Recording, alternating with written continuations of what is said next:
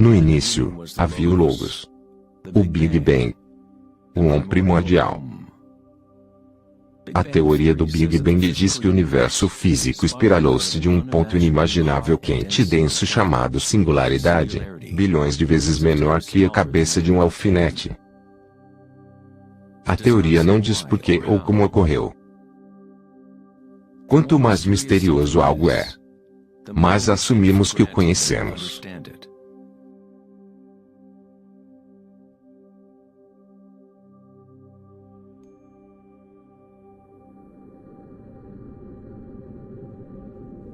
Acreditava-se que a gravidade eventualmente atrasaria sua expansão ou contrairia o universo numa grande compactação. No entanto, imagens do telescópio espacial Hubble mostram que a expansão do universo parece estar, na verdade, acelerando, expandindo-se cada vez mais rápido ao crescer ao redor do Big Bang. De alguma forma, existe mais massa no universo que os físicos previam. Ao explicar sobre a massa não encontrada, os físicos agora dizem que o universo é formado por apenas 4% de matéria atômica ou o que consideramos matéria normal. 23% do universo é feito de matéria escura e 73% é energia escura. O que acreditávamos ser espaço vazio. É como se fosse um sistema nervoso invisível que percorre todo o universo conectando todas as coisas.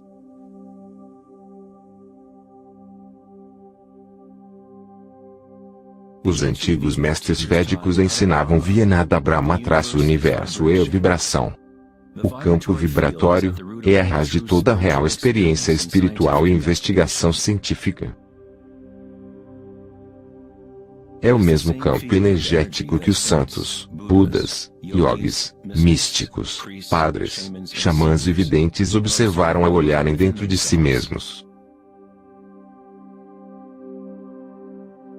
Foi chamado de Akasha, o Om primordial, a rede de joias de Indra, a música das esferas, e muitos outros milhares de nomes através da história.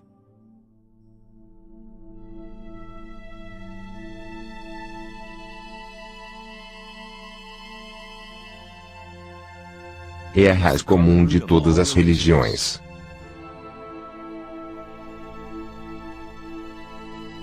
E o elo entre nossos mundos internos e nossos mundos externos. Mundos internos, mundos externos.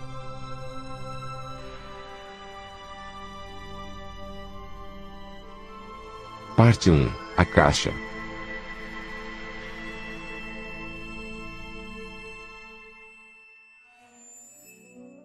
No budismo Mahayana do século III, descrevia uma cosmologia não muito distante da avançada física moderna da atualidade. A rede de joias de Indra é uma metáfora usada para descrever um ensinamento védico muito mais antigo, o qual ilustra a maneira que o tecido do universo foi criado. Indra, o rei dos deuses, deu origem ao Sol e movimenta os ventos e as águas. Imagine uma teia de aranha que se estende por todas as dimensões. A teia é feita de gotas de orvalho. E cada gota contém o reflexo de todas as outras gotas d'água. E em cada gota de orvalho refletida, você encontrará os reflexos de todas as outras gotas, a teia inteira, nesse reflexo. E assim por diante, até o infinito. A rede de Indra pode ser descrita como um universo holográfico, onde até mesmo o menor feixe de luz possui o modelo completo do todo.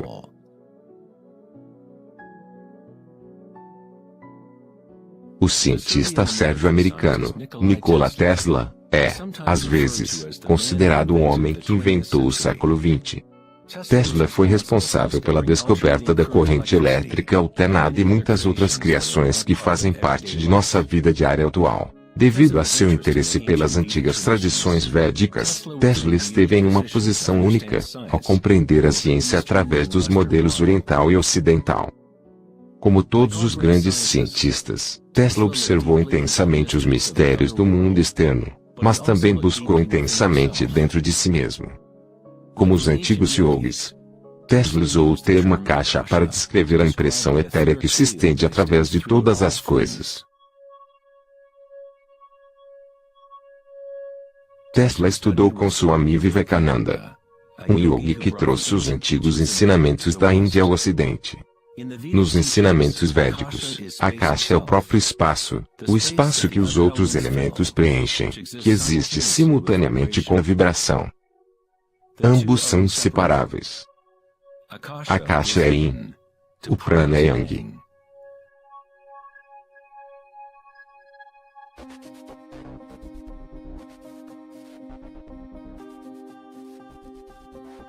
Um conceito moderno que pode nos ajudar a conceitualizar Akasha, ou sua substância primária, é a noção dos fractais. Foi apenas em meados de 1980, com o avanço dos computadores, que foi possível visualizar e reproduzir matematicamente os padrões da natureza. O termo fractal foi cunhado em 1980 pelo matemático Benoit Mandelbrot, que estudou algumas equações matemáticas simples que, quando usadas de maneira repetida, produziriam intermináveis estruturas de variadas formas matemáticas ou geométricas dentro de um determinado sistema. Elas são limitadas, mas ao mesmo tempo, infinitas. Um fractal é uma forma geométrica bruta que pode ser desmembrada em partes. Cada uma delas é aproximadamente uma cópia de tamanho reduzido de todo o padrão, uma característica chamada autossimilaridade. Os fractais de Mandelbrot foram chamados de impressões digitais de Deus.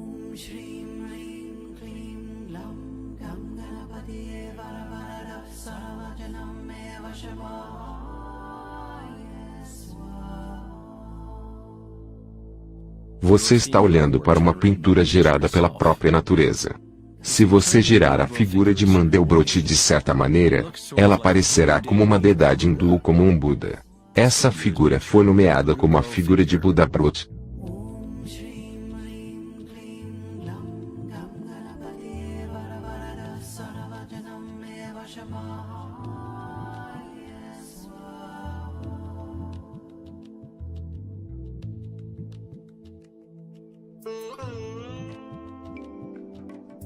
Se procurar por algumas formas da arte e arquitetura da antiguidade, verá que, há muito tempo, os humanos associavam a beleza e o sagrado com os padrões fractais.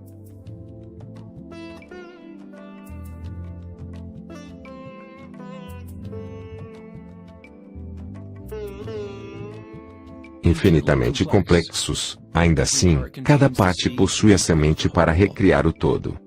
Os fractais mudaram a visão dos matemáticos a respeito do universo e como ele funciona. Com cada novo nível de ampliação, surgem diferentes padrões do original.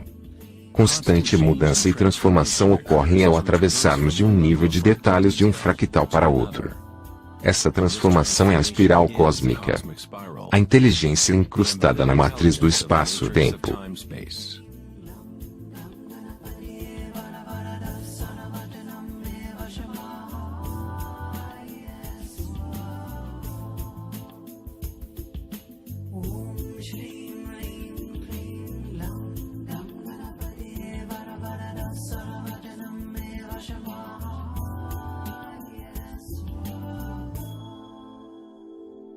Fractais são caóticos em essência. Um emaranhado de formas e ordem. Quando nossas mentes reconhecem ou mesmo definem um certo padrão, nos concentramos nesse padrão, como se ele fosse algo irreconhecível. Tentamos encontrar padrões do que nos pareçam bonitos aos olhos, mas para que guardemos tal padrão em nossas mentes, precisamos ignorar o resto do fractal.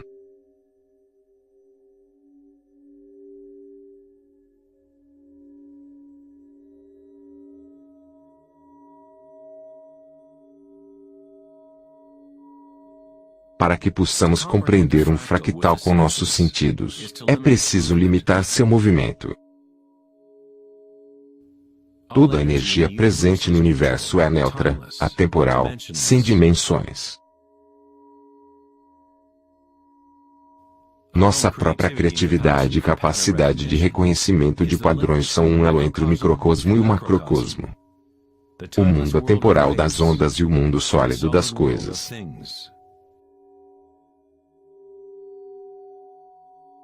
A observação é um ato de criação através das limitações inerentes ao pensamento.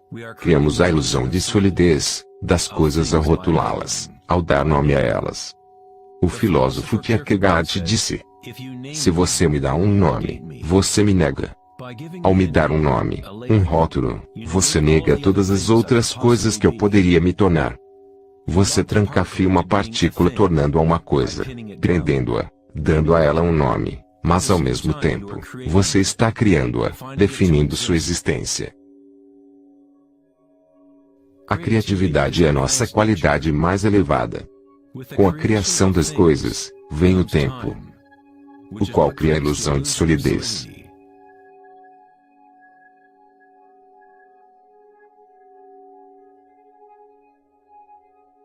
Einstein foi o primeiro cientista a perceber que o que os outros pensavam ser espaço vazio não é o nada. Esse espaço tem suas propriedades e, intrínseco à natureza do espaço, esse espaço possui uma incalculável quantidade de energia. Certa vez, o renomado físico Richard Feynman disse: existe energia suficiente num único centímetro cúbico de vácuo para ferver todos os oceanos no mundo. Avançados praticantes de meditação sabem que no silêncio reside o maior dos poderes. Buda cunhou outro termo para essa substância primária. Chamou-a de kalapas, pequenas partículas ou pequenas ondas que aparecem e desaparecem trilhões de vezes por segundo.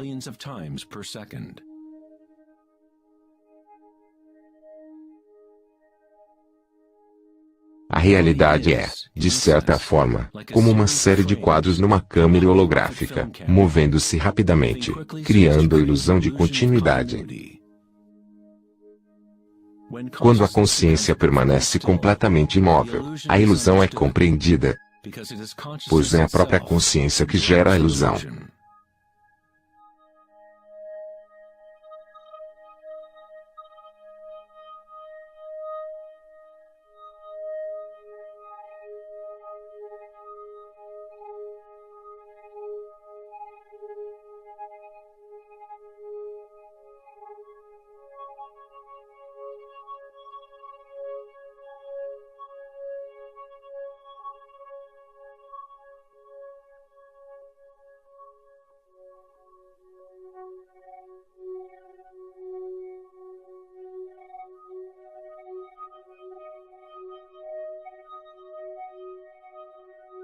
As antigas tradições orientais compreendiam, há milhares de anos, que tudo é vibração. Nada Brahma. O universo é som. A palavra nada significa som ou vibração e Brahma é o nome de Deus. Brahma, simultaneamente é o universo e é o Criador. O artista e sua arte são inseparáveis. No Upanishad, um dos mais antigos registros do ser humano da Índia antiga, está escrito: Brahma, o Criador, sentado em sua flor de lótus, abre seus olhos e o mundo vem a existir. Brahma fecha seus olhos, e o mundo deixa de existir. Místicos da antiguidade, yogis e videntes sustentaram a ideia de que existe um campo no nível base da consciência. O campo akáshico ou os registros acásicos, onde toda a informação, toda a experiência, do passado, presente e futuro, existem agora e sempre. É desse campo matriz que todas as coisas surgem. Desde as partículas subatômicas até as galáxias, estrelas, planetas e toda a vida.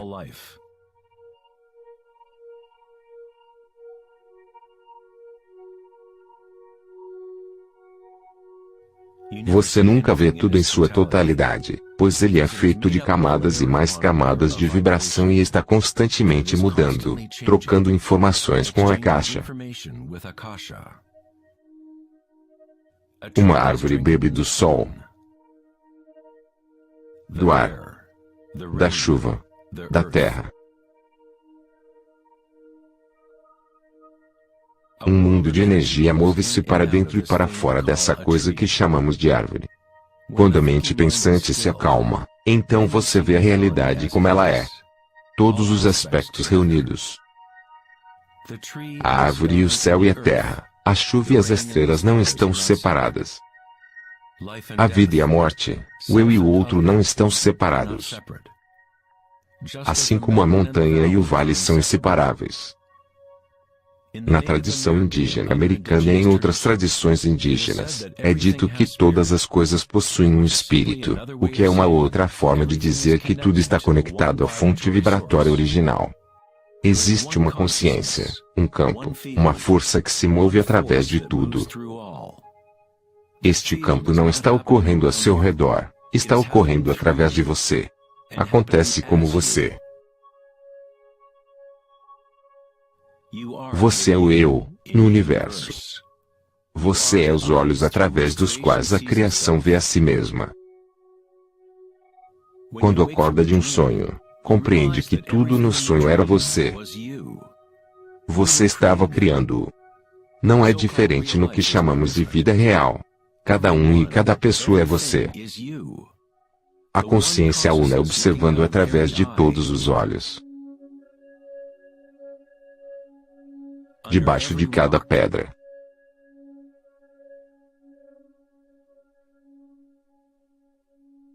Dentro de cada partícula.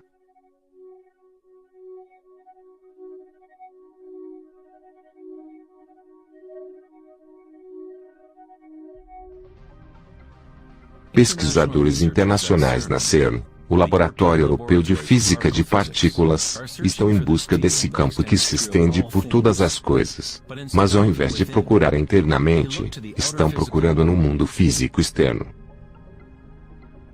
Pesquisadores no laboratório da CERN, na Genebra, Suíça, anunciaram que encontraram o bóson de Higgs, ou a partícula de Deus. Os experimentos do bóson de Higgs provam cientificamente que um campo de energia visível preenche o vácuo do espaço.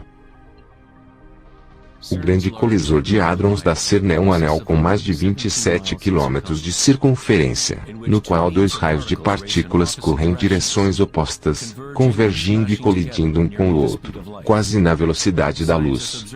Os cientistas observam o que ocorre após as violentas colisões. O modelo padrão atual não consegue explicar como as partículas conseguem sua massa. Tudo parece ser feito de vibração, mas não há algo sendo vibrado. É como se houvesse uma dançarina invisível.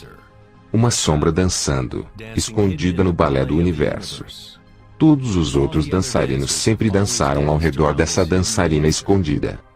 Observamos a coreografia da dança, mas até agora, não conseguimos ver essa dançarina.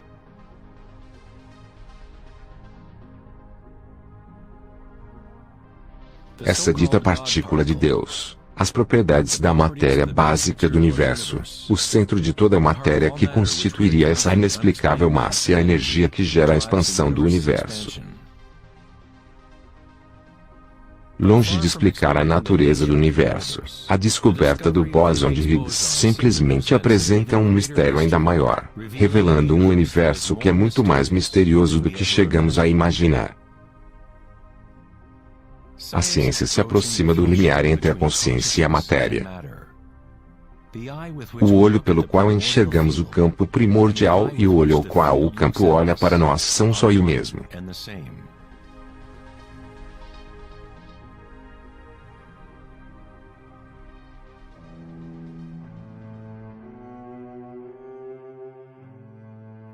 O célebre escritor alemão Wolfgang von Goethe disse: a onda é o fenômeno primordial que deu origem ao mundo.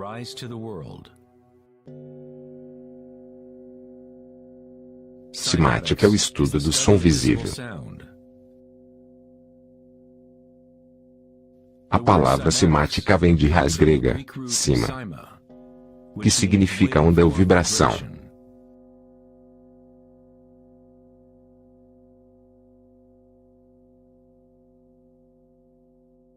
Um dos primeiros cientistas ocidentais a estudar com seriedade o fenômeno da onda foi Ernest Chladni, um músico e físico alemão que viveu no século XVIII. Chladni descobriu que quando ele espalhava areia em chapas de metal e então vibrava essas placas com o arco do violino, a areia arranjava-se em padrões. Diferentes formas geométricas apareciam dependendo da vibração produzida.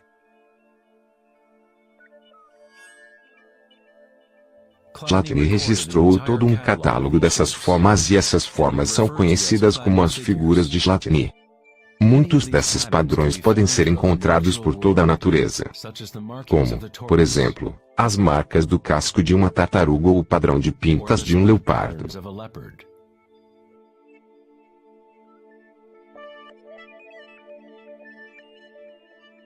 O estudo dos padrões de Chladni ou padrões simáticos é um dos segredos que os fabricantes de alta qualidade de instrumentos como guitarras, violinos determinam a qualidade sonora dos instrumentos que fabricam.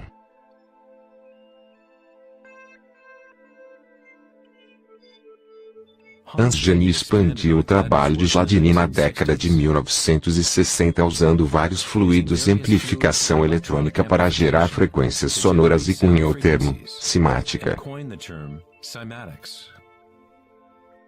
Se você enviar simples ondas senoidais num disco com água, você verá padrões na água. Dependendo da frequência da onda, diferentes padrões aparecerão. Quanto maior a frequência, mais complexo o padrão.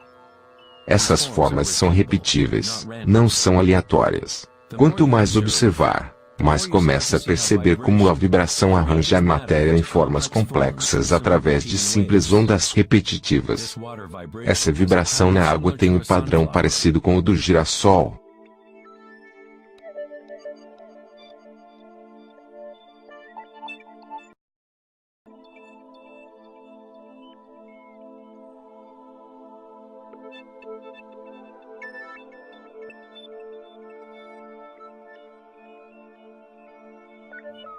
Simplesmente mudando a frequência do som, conseguimos padrões diferentes.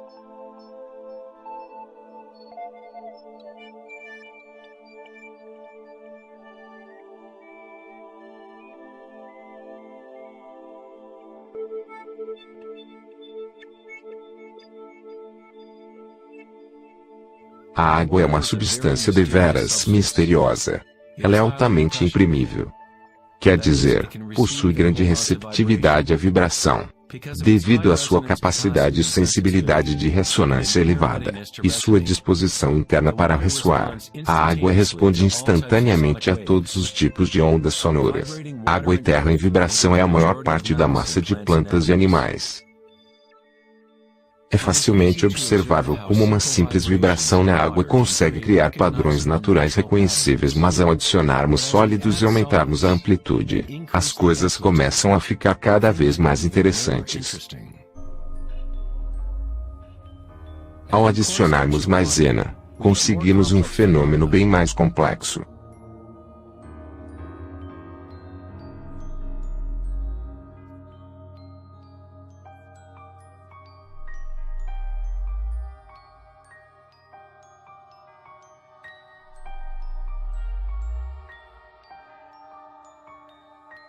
Talvez os princípios da vida em si podem ser observados enquanto a vibração move a bolha de maisena em algo que parece ser um organismo vivo.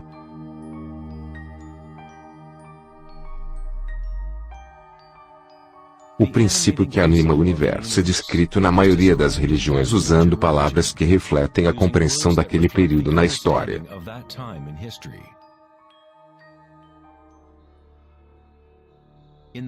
Na língua dos Incas, o maior império da América pré-colombiana, a palavra para corpo humano era alpacamasca, que significa, literalmente, terra animada. Na Cabala, o misticismo judaico, falam sobre o nome divino de Deus. O nome que não deve ser pronunciado. Não pode ser pronunciado pois é uma vibração que está em todo lugar. É todas as palavras. Toda a matéria. Tudo é a palavra sagrada. O tetraedro é a forma mais simples que pode existir em 3 dimensões. Algo precisa ter pelo menos 4 pontos para estar na realidade física. A estrutura triangular é o único padrão que se autoequilibra na natureza. No Velho Testamento, a palavra tetragramaton foi usada para representar uma manifestação específica de Deus. Era usada quando se falava sobre a palavra de Deus ou nome especial de Deus, logos ou palavra primordial.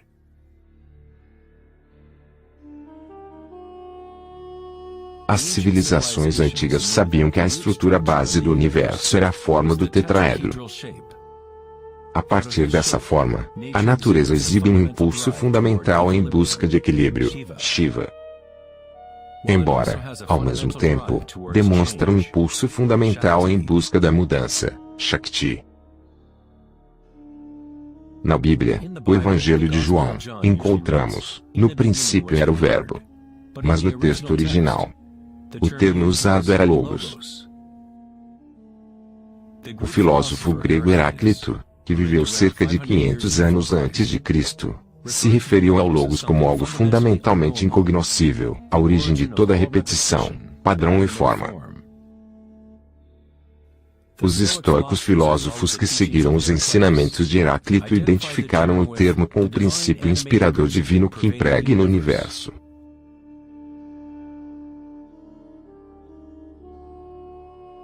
No sufismo, o Logos está em todos os lugares e em todas as coisas. Está naquilo que torna o imanifesto em manifesto.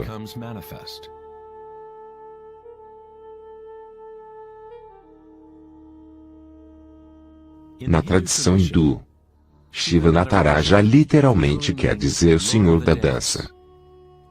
O cosmos inteiro dança com o tambor de Shiva. Tudo está imbuído ou impregnado com a pulsação. Somente enquanto Shiva continuar dançando, o mundo poderá continuar a evoluir e mudar, caso contrário ele desmoronará em direção ao nada. Enquanto Shiva representa nossa consciência desperta, Shakti é a substância ou as coisas do mundo. Enquanto Shiva se põe em meditação, Shakti incita-o a se mexer, a trazê-lo à dança. Como Yin e o Yang, o dançarino e a dança existem como um só. Logos também significa verdade desvelada. Aquele que conhece o Logos, conhece a verdade. Existem muitas camadas de encobrimento no mundo humano, pois a caixa tem girado suas complexas estruturas ocultando a fonte de si mesma. Como um divino jogo de esconde-esconde. Estivemos nos escondendo por milhares de anos, eventualmente nos esquecendo completamente do jogo.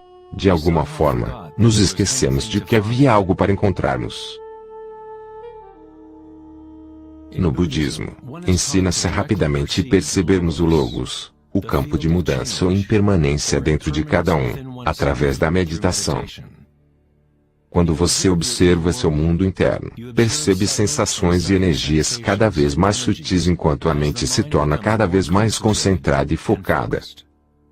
Através da compreensão direta da anicca, ou a impermanência no nível fundamental da sensação, podemos nos libertar do apego às formas externas e transitórias. Uma vez compreendendo que existe apenas um campo vibratório que é a raiz comum de todas as religiões, como podemos dizer, essa é a minha religião? Ou, esse é meu eu primordial, meu campo quântico?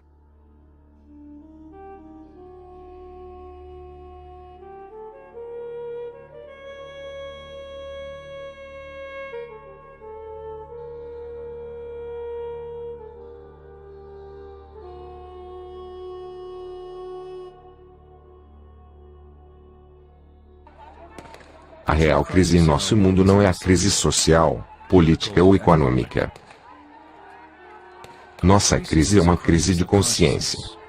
Uma incapacidade de experimentarmos diretamente nossa verdadeira natureza. Uma incapacidade de reconhecer essa natureza em todos e em todas as coisas.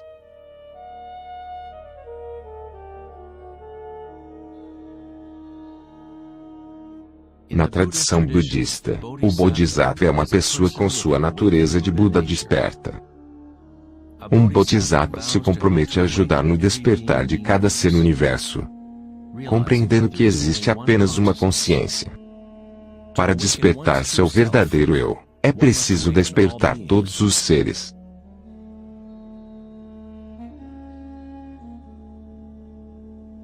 Existem incontáveis seres conscientes no universo. Me comprometo a ajudar a todos em seu despertar. Minhas imperfeições são inesgotáveis.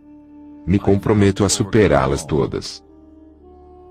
O Dharma é incognoscível. Me comprometo a conhecê-lo. O caminho do despertar é inalcançável.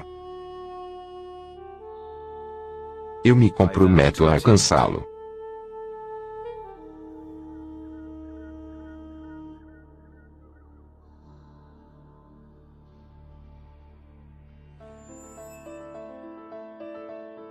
O filósofo grego Platão insinuava de maneira enigmática que existia uma chave de ouro que unificava todos os mistérios do universo. É com essa chave de ouro que retornaremos ao tempo uma vez mais através de nossa pesquisa. A chave de ouro é a inteligência do Logos, a fonte do Om primordial. Podemos dizer que é a mente de Deus.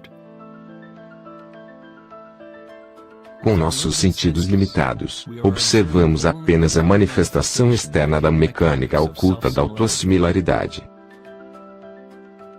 A fonte dessa simetria divina é o maior mistério de nossa existência.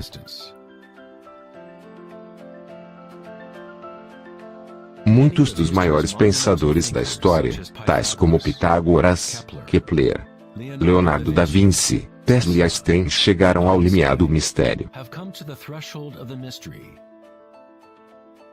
Einstein disse: a coisa mais bela que podemos vivenciar é o mistério. Ele é fonte fundamental de toda a verdadeira arte e de toda a ciência.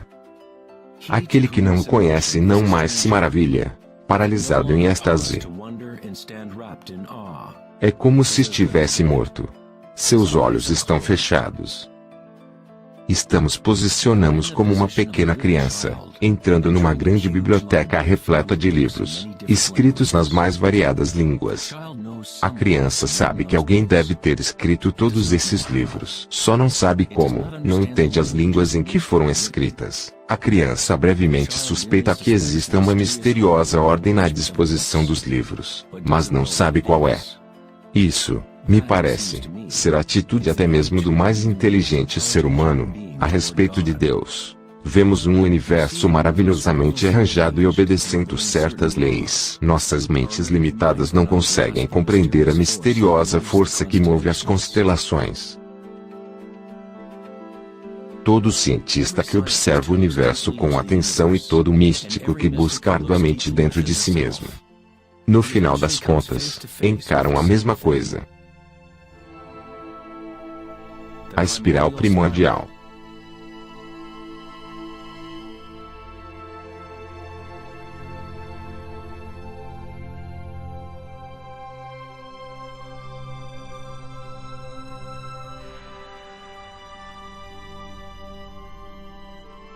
Parte 2. A espiral.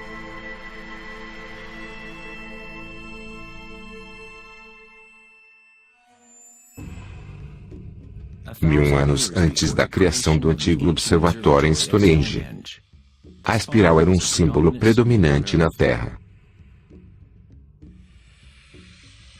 Antigas espirais podem ser encontradas por todas as partes do globo. Milhares de antigas espirais como essas podem ser encontradas por toda a Europa, na América do Norte, no Novo México, em Utah, Austrália, China e Rússia. Virtualmente em todas as culturas indígenas na Terra. As antigas espirais simbolizavam crescimento, expansão e energia cósmica, encarnada no Sol e nos céus. A forma espiral refletia o macrocosmos do próprio universo revelando-se. Nas tradições indígenas, a espiral era a fonte energética, a mãe primordial. As espirais neolíticas em Newgrange, Irlanda remontam a 5.000 anos.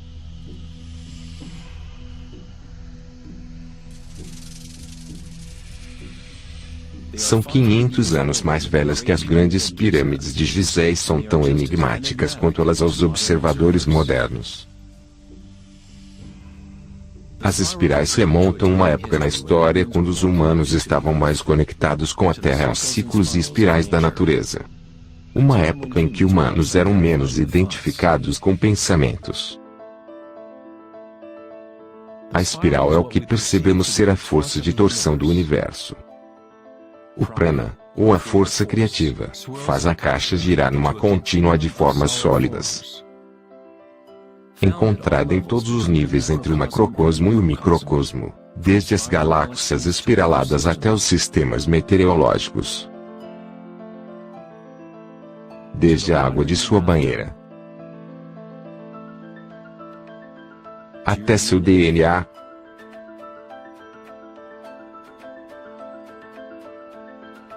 Até a experiência direta de sua própria energia.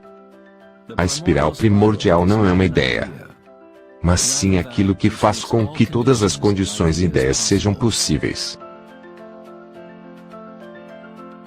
Vários tipos de espirais e hélices são encontradas através da natureza. Caracóis, corais marinhos,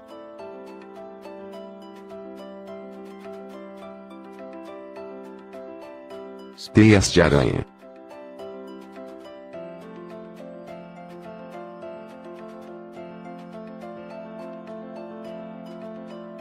fósseis,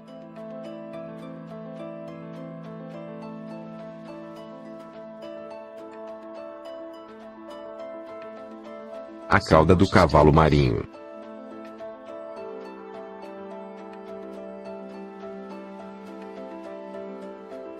e conchas. Muitas das espirais presentes na natureza são observadas como sendo espirais logarítmicas ou espirais em crescimento. À medida que se avança de seu centro, as divisões da espiral se tornam exponencialmente maiores. Assim como a rede de joias de Indra, espirais logarítmicas são autossimilares ou holográficas, de maneira que as características de cada parte refletem o todo. Há 2.400 anos, na antiga Grécia, Platão considerou as proporções geométricas contínuas como sendo o mais profundo vínculo cósmico. A proporção áurea, ou a proporção divina, era o maior segredo da natureza. A proporção áurea pode ser expressada como a relação de A mais B para A é igual à relação de A e B. Para Platão, a alma do mundo se vincula numa única ressonância harmônica. A mesma forma de pentágono encontrada numa estrela do mar, ou numa fatia de um quiabo, pode ser vista no caminho do planeta Vênus traçado no céu da noite, num período de 8 anos.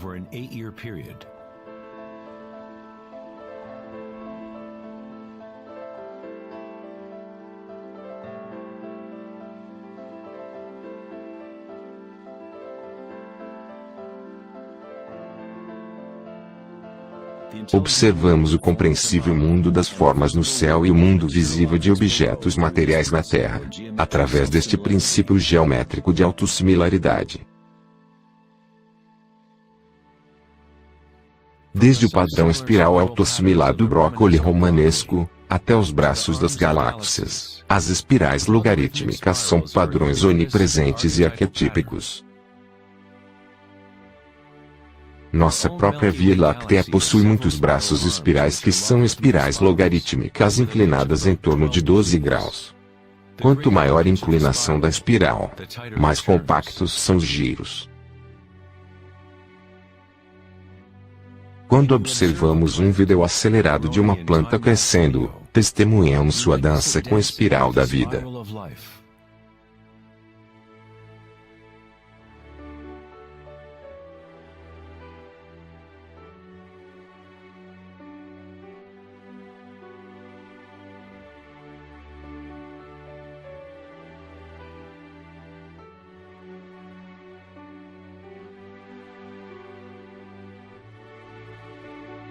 Uma espiral dourada é uma espiral logarítmica que crescer externamente segundo o fator da proporção áurea. A proporção áurea é uma relação matemática especial que aparece inúmeras vezes na natureza. O padrão observável segue o que chamamos de série de Fibonacci ou sequência de Fibonacci. A sequência de Fibonacci desdobra-se de tal maneira que cada número é a soma dos dois números anteriores. O matemático e astrônomo alemão Kepler descobriu que padrões espirais autossimilares são facilmente encontrados no formato em que as folhas se arranjam no caule das plantas, ou mesmo numa pequena flor e no arranjo de pétalas das flores. Leonardo da Vinci observou que os espaços das folhas estão, geralmente, em padrões espirais. Esses padrões são chamados de padrão filotaxia ou padrão de arranjo de folhas. A filotaxia pode ser encontrada em nucleotídeos auto-organizados do DNA.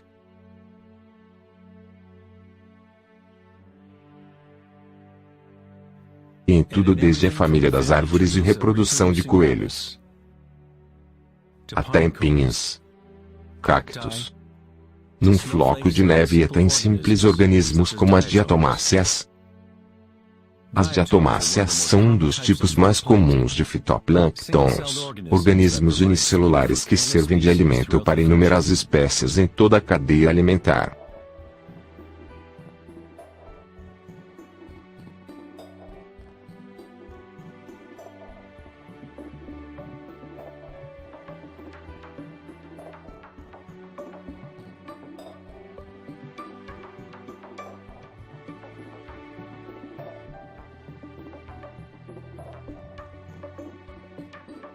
É necessário saber muito de matemática para ser um girassol ou uma abelha. A natureza não consulta o departamento de física para fazer um brócoli crescer. A estruturação na natureza acontece automaticamente. Cientistas no campo da nanotecnologia usam o termo automontagem para descrever como os complexos são formados, como da fase inicial em forma hexagonal da formação do DNA. Na engenharia da nanotecnologia, nanotubos de carbono são arranjados de maneira semelhante a desses materiais. A natureza faz uso desse tipo de geometria repetidamente, sem qualquer esforço. Automaticamente. Sem fazer uso de calculadora, a natureza é precisa e extremamente eficiente, segundo o famoso arquiteto e autor Buckminster Fuller. Esses padrões são uma função do tempo e espaço. O DNA e o favo de mel possuem tal forma pelo mesmo motivo da bolha de sabão ser redonda. É o formato mais eficiente que requer a menor quantidade de energia necessária. O espaço em si tem forma e permite apenas algumas configurações para a matéria, sempre padronizando aquele mais eficiente. Esses padrões são a forma mais forte e eficiente para construirmos estruturas arquitetônicas, assim como as cúpulas geodésicas. Biosfera de Buckminster Fuller, Montreal, Canadá.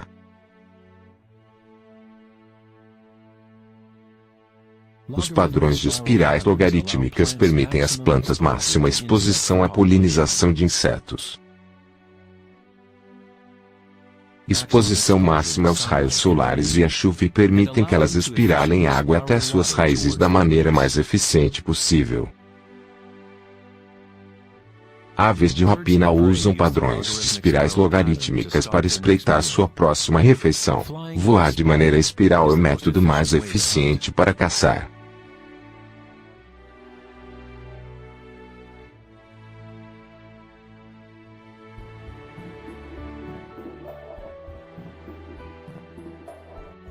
A habilidade de se ver a espiral da vida dançando a caixa na forma material tem a ver com a habilidade de se reconhecer a beleza e a simetria na natureza. O poeta William Blake certa vez disse: "O universo vegetal se abre como uma flor vinda do centro da Terra, de onde está a eternidade. Expande-se das estrelas até a concha terrestre e ali encontra-se com a eternidade novamente, tanto interna quanto externamente."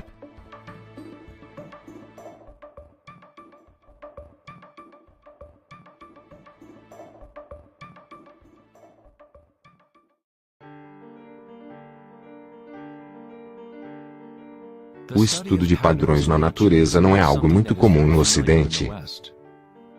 Mas na China antiga, essa ciência era conhecida como Li. Li reflete a ordem dinâmica e os padrões na natureza.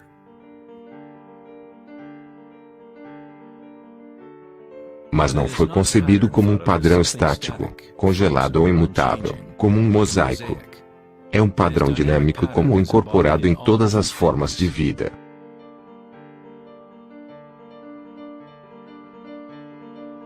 As artérias das folhas, as marcas de uma tartaruga e os padrões vinosos em rochas são todas expressões da linguagem secreta da natureza e da arte. O labirinto é um dos muitos padrões de Li. É encontrado nas estruturas de corais, em cogumelos como o morel, repolhos e no cérebro humano. A estrutura celular é outro padrão comum na natureza. Existe uma miríade de diferentes estruturas celulares, mas todas possuem uma ordem similar, definida por seu propósito e função. É fácil nos fascinarmos com o constante jogo de formas, mas o mais interessante é que certas formas de arquétipo parecem estar entrelaçadas no tecido de toda a natureza. O padrão das ramificações é outro padrão de Li, ou padrão arquétipo observado facilmente, em todos os níveis e em todas as escalas de fractais.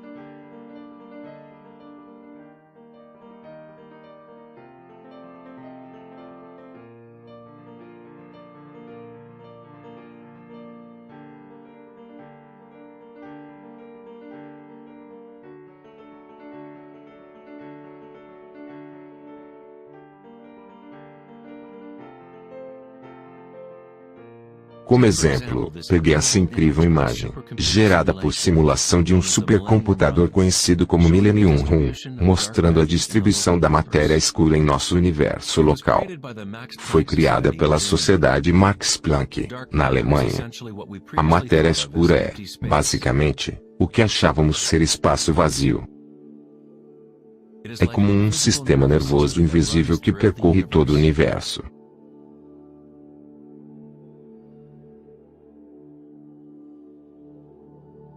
O universo é, literalmente, como um cérebro gigante. Está constantemente pensando, usando um tipo de energia escura ou oculta a qual a ciência está apenas começando a compreender.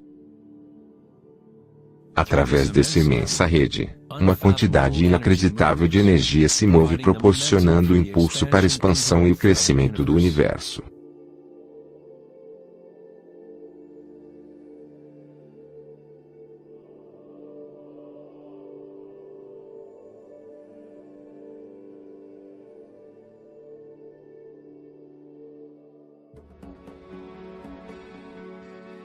A natureza é capaz de criar padrões de ramificação automaticamente, caso criemos as condições mínimas necessárias.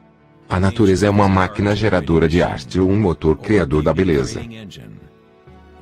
Aqui, a eletricidade está sendo usada para gerar ramificações de cristais de prata. O vídeo foi acelerado enquanto foram gerados durante algumas horas.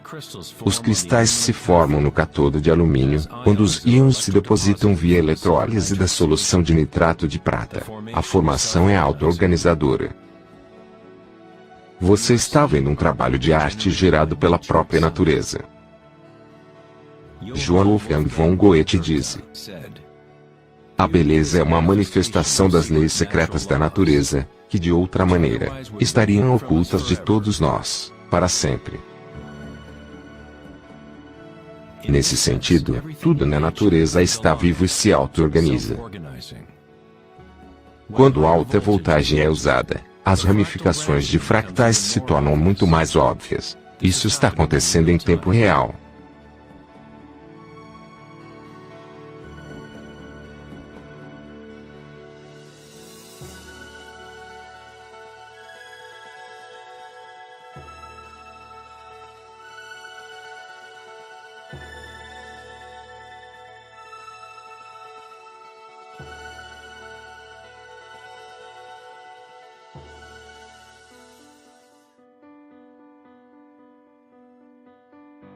No corpo humano, estruturas e padrões parecidos com árvores são encontrados por toda parte.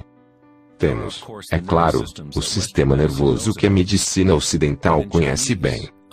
Mas nas medicinas chinesa, ayurvédica e tibetana, os meridianos de energia são componentes essenciais para a compreensão de como o corpo funciona. Os nadis, ou os meridianos de energia, formam estruturas parecidas com árvores. Uma autópsia não revelará os chakras ou os nadis, mas isso não significa que não existam. É preciso refinarmos as ferramentas que usamos para podermos enxergar. Precisamos primeiro aprender a aquietar nossa própria mente. Somente assim poderemos observar essas coisas. Primeiro dentro de nós mesmos, na teoria elétrica. Quanto menor a resistência de um cabo, mais facilmente a energia é carregada através dele. Quando cultivamos a tranquilidade através da meditação, criamos um estado de não resistência em nosso corpo. Prana, ou Chi, ou energia interior são simplesmente sua vitalidade interior. Aquilo que você sente quando traz sua consciência para dentro de seu corpo. Os cabos sutis dentro de seu corpo que carregam o prana, os nadis, são capazes de mover cada vez mais energia prânica através dos chakras. Quanto mais usar seu cabeamento, mais forte ele se torna, permitindo que a energia flua cada vez mais. Onde quer que a consciência seja alocada, o chi ou a energia começará a fluir e as conexões físicas começarão a desabrochar. Dentro do cérebro e do sistema nervoso, os padrões físicos de conexão estabelecem-se através da repetição. Ao focar continuamente sua atenção no interior, e reduzir sua resistência às sensações que está experimentando, você aumenta sua capacidade energética.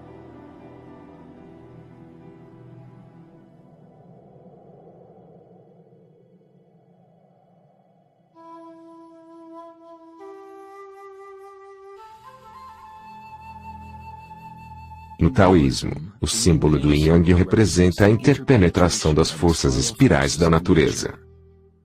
O Yin e Yang não são dois, e não são um. O antigo conceito do Ara é representado por um Yin Yang, o redemoinho em espiral. É a força central localizada no abdômen, logo abaixo do umbigo. Ara significa literalmente, mar ou oceano de energia. Na China, o Ara é chamado de Dantian inferior. Nas várias formas das artes marciais asiáticas, o guerreiro com um Ara forte é considerado impossível de ser parado. Na tradição samurai, uma das formas de suicídio ritual, ou seppuku era o Harakiri, frequentemente pronunciado erroneamente de Airi-Kairi. Seu significado é empalar seu próprio Ara, cortando assim seu canal de energia ou Chi.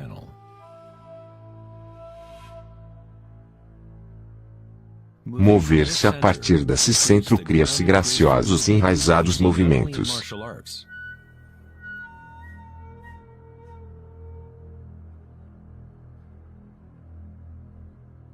Que não vemos apenas nas artes marciais, mas também em grandes jogadores de golfe.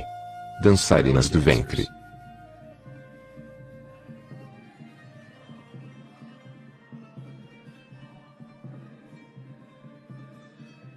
E no giro de derviches do sufismo. É o cultivo, focado num ponto, da consciência disciplinada, que é a essência do Ara. A quietude no olho do furacão.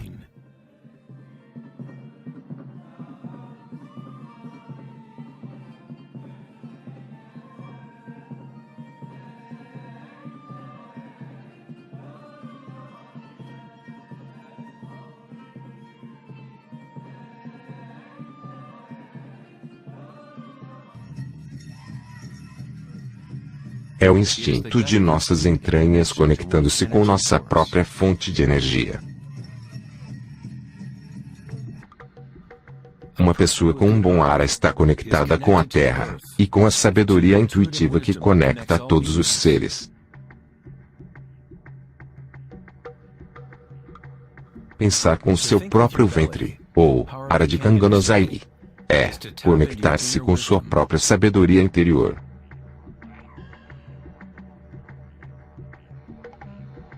Os antigos aborígenes australianos concentravam-se nessa mesma região logo abaixo do umbigo, onde o cordão da grande serpente arco-íris está enroscada. Uma vez mais, uma representação da energia evolutiva na humanidade.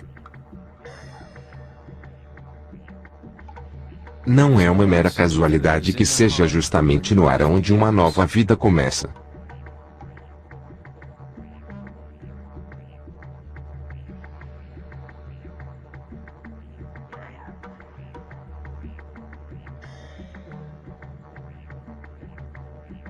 O sistema nervoso entérico, às vezes chamado de cérebro do intestino, é capaz de manter uma complexa matriz de conexões similar às do cérebro da cabeça, com seus próprios neurônios e neurotransmissores. Consegue agir de maneira autônoma, quer dizer, com sua própria inteligência. Podemos dizer que o cérebro do intestino é uma versão fractal do cérebro da cabeça, ou talvez o cérebro da cabeça seja uma versão fractal do cérebro do intestino. Um urso saudável possui ara forte. Quando um urso sabe onde procurar por ervas, ele segue o movimento do chi através de seus sentidos, centralizado no ara, ou no abdômen. Essa é a conexão do urso com a cabana dos sonhos.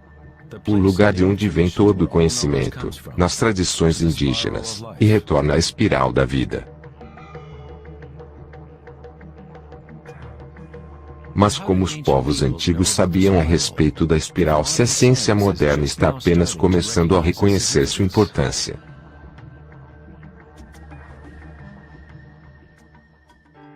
Pergunte às abelhas. Pois elas não esqueceram como amar. Abelhas possuem uma conexão especial com a fonte como parte do sistema simbiótico, auxiliando a beleza e a diversidade florescerem. Elas são a ponte entre o macrocosmo e o microcosmo. Existe apenas um coração que conecta a todas, uma mente coletiva, se assim preferir. Como um cérebro aberto, a colmeia envia seus sonhos ao mundo, para que possam se manifestar.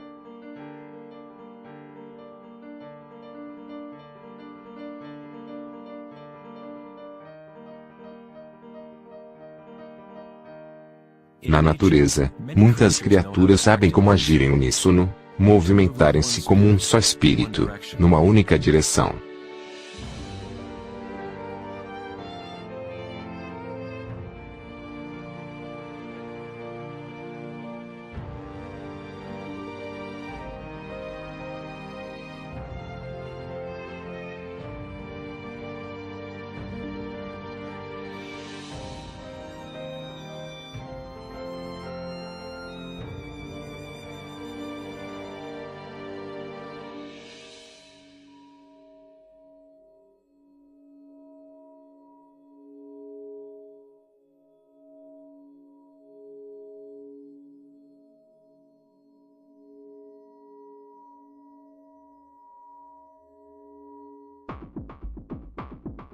Mas nem todas as espécies beneficiam umas às outras. Por exemplo, o gafanhoto devorará tudo que estiver em seu caminho. Um gafanhoto não tem outra opção a não ser agir como um gafanhoto. Jamais fará mel ou polinizará plantas como as abelhas fazem. O comportamento de um gafanhoto é rígido, mas um ser humano é único nesse sentido. Poderemos agir como uma abelha ou como um gafanhoto. Somos livres para mudar e manipular os padrões que interagimos como o mundo. Podemos viver em simbiose ou como um parasita.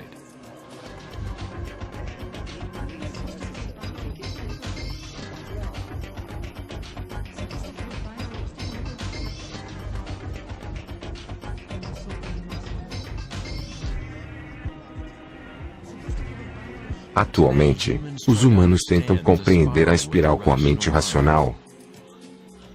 Mas o ato de pensar nunca foi o que nos conectou com a espiral da vida. Sempre estivemos conectados.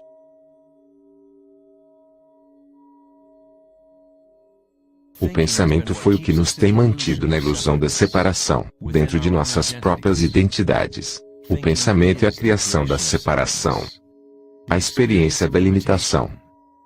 Quanto mais nos alinhamos com o pensamento, mais nos distanciamos da fonte. As culturas antigas menos alinhadas com o pensamento, se alinhavam com a espiral de maneira mais direta e pessoal do que fazemos hoje em dia. Na Índia antiga, a Kundalini é a representação de nossa própria energia interior, a qual se move ao longo da coluna vertebral num padrão de serpente ou hélice. Nas antigas tradições yogis da Índia, os mundos internos das pessoas daquela época se comparavam aos das culturas alinhadas com o Ara. Equilibrar a força da espiral com a quietude de observar sua própria consciência e alinhar-se com seu pleno potencial evolutivo. É florescer como um ser único e multifacetado ao qual você foi projetado para ser. Ida, o canal feminino ou canal lunar está conectado com o lado direito do cérebro e Pingala, o canal masculino ou canal solar está conectado com o lado esquerdo do cérebro. Quando estes canais estão equilibrados, a energia flui até um terceiro canal, Susumna, no centro da coluna vertebral, energizando os chakras e desbloqueando nosso pleno potencial evolutivo. A palavra chakra é uma antiga palavra em sânscrito que significa roda de energia. A Kundalini é nada mais que a espiral primordial que, como em uma dança, faz com que sua vida humana exista. É um tipo de energia diferente da que normalmente conhecemos. É como uma ponte da matéria bruta até as energias mais sutis. Você é essa ponte. A Kundalini não é uma energia que pode ser forçada pela vontade, esforço e fricção. É similar a cultivarmos uma flor. Tudo o que podemos fazer como bons jardineiros, é preparar o solo e as condições adequadas, e permitir que a natureza tome seu rumo. Se você forçar uma flor a florescer prematuramente, você a destruirá. Ela cresce com sua própria inteligência, com sua própria direção de auto-organização.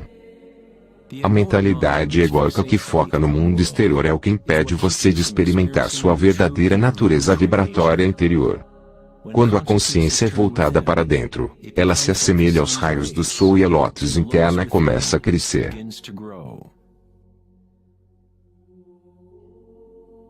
Conforme a Kundalini desperta em nosso interior, começamos a perceber os sinais da espiral em todas as coisas. Em todos os padrões internos e externos. Essa espiral é o elo entre nossos mundos internos e nossos mundos externos.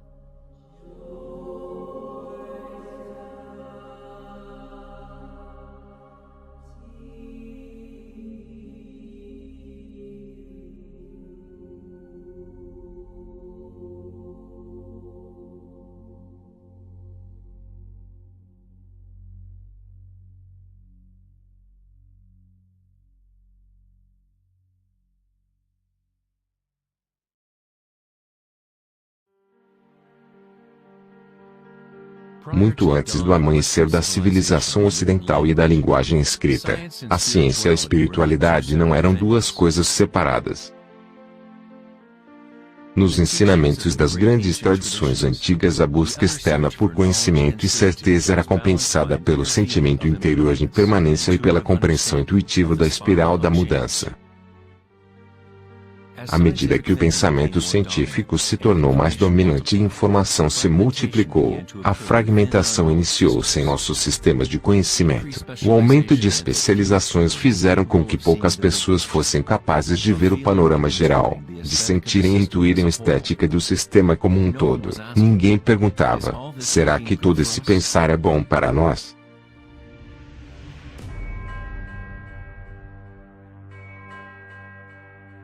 O conhecimento antigo está aqui, em nosso meio, escondido de nossas vistas. Mas estamos muito mais preocupados com nossos pensamentos para reconhecê-lo. Essa sabedoria proibida é o caminho para restabelecermos o equilíbrio entre o interior e o exterior. Yin e Yang. Entre a espiral da mudança e a quietude de nosso centro.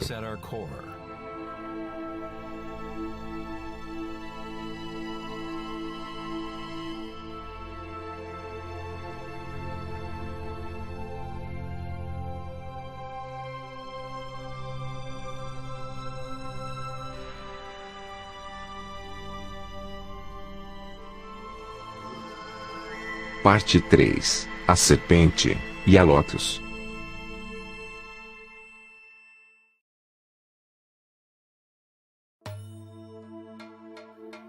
Na mitologia grega, Esculápio era o filho de Apolo e o deus da cura. Sua sabedoria e habilidades de cura eram insuperáveis e é dito que havia descoberto o segredo da vida e da morte.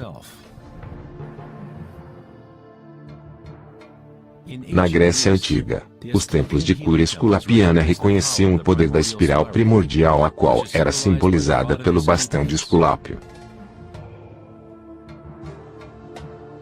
Dizem que Hipócrates, o pai da medicina, cujos juramentos ainda formam o código da profissão médica atual, recebeu seus treinamentos num templo de Esculapiano. Até hoje, esse símbolo de nossa energia evolutiva permanece sendo o logotipo da Associação Médica Americana e de outras organizações médicas mundo afora.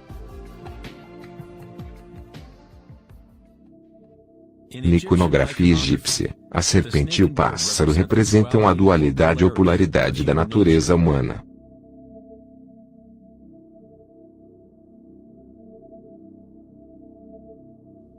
A serpente em direção descendente à espiral manifestada, a energia evolutiva do mundo.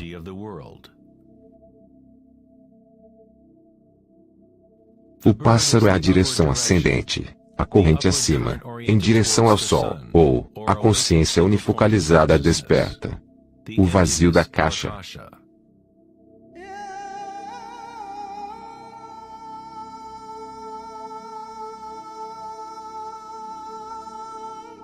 Faraós e deuses são representados com sua energia desperta, pois a serpente Kundalini acende a coluna vertebral e perfura o chakra Ajna, entre os olhos.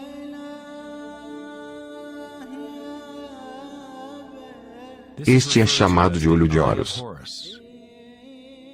Na tradição hindu, o bindi também é uma representação do terceiro olho, a conexão divina com o espírito.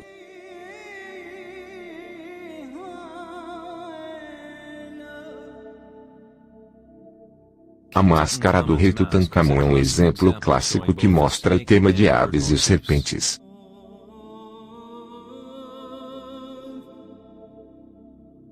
A tradição maia e azteca combinam o tema da serpente e do pássaro em um único deus, Quetzalcoatl ou Kukulkan. O deus da serpente emplumada representa a consciência evolutiva desperta ou a Kundalini desperta. A pessoa que desperta a Quetzalcoatl dentro dela mesma, se torna uma manifestação viva do divino. Dizem que Quetzalcoatl, ou a serpente de energia, regressará no final dos tempos.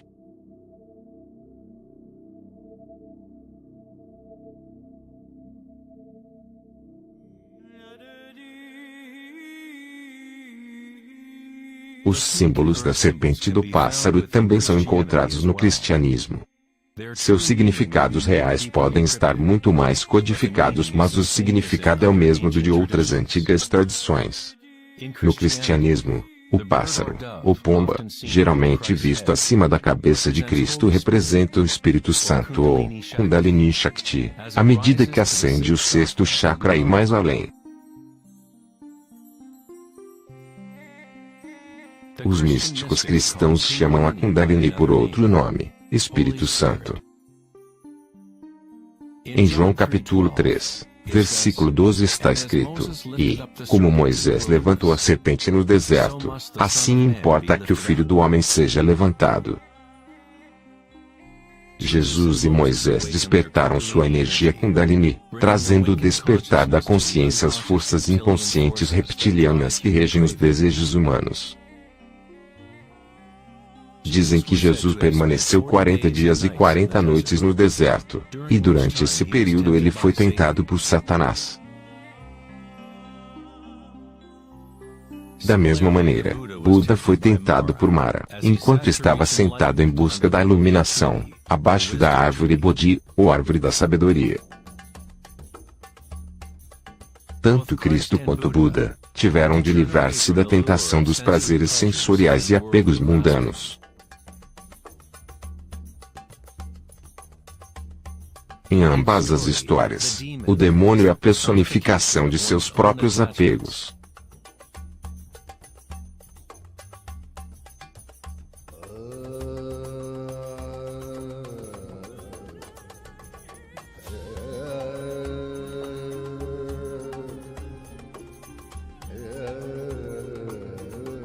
Se lermos a história de Adão e Eva sob a luz das tradições védicas e egípcias, descobriremos que a serpente que protege a árvore da vida é a Kundalini.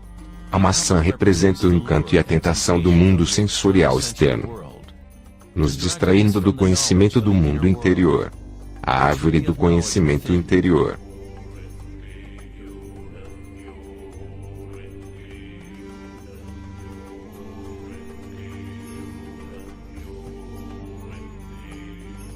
A árvore é apenas a rede de nadis ou os meridianos de energia dentro de nós mesmos, os quais formam, literalmente, estruturas em forma de árvore por todo o nosso corpo. Em nossa busca egóica por gratificação externa, acabamos por nos segregar do conhecimento do mundo interior, nossa conexão com a caixa e com a fonte da sabedoria.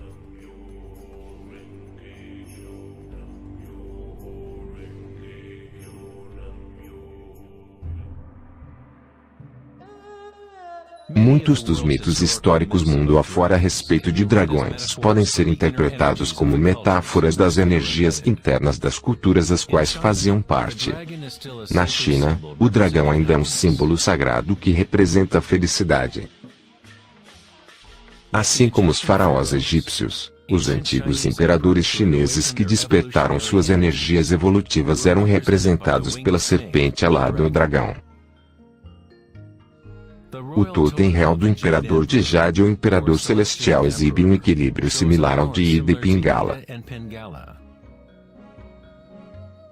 O yin-yang do taoísmo, despertando o centro pineal, ou o que no taoísmo é chamado de Dantian superior.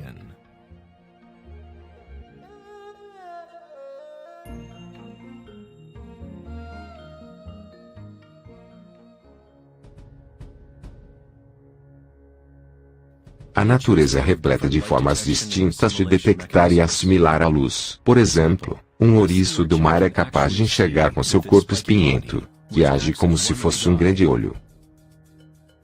Ouriços do mar detectam a luz que incide em seus espinhos e comparam a intensidade dos raios para terem melhor noção de seus arredores.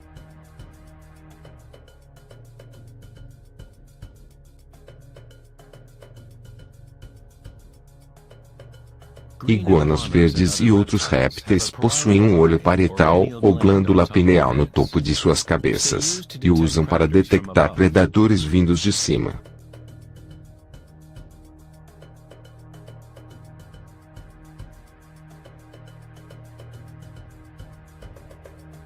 A glândula pineal humana é uma pequena glândula endócrina que ajuda a regular os padrões de sono e vigília. Mesmo ela estando profundamente alocada na cabeça, a glândula pineal é sensível à luz. O filósofo Descartes reconheceu que a área da glândula pineal, ou terceiro olho, era a interface entre a consciência e a matéria. Praticamente tudo é simétrico no corpo humano.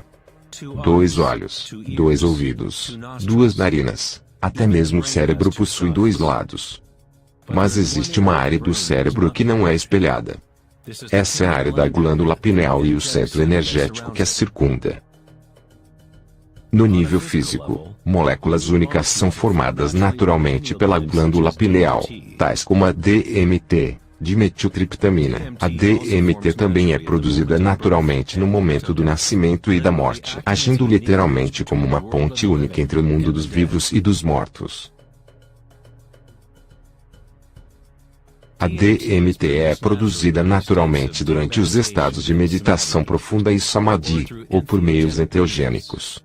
Por exemplo, a ayahuasca é usada nas tradições xamânicas na América do Sul para remover o véu entre o mundo interior e o mundo exterior.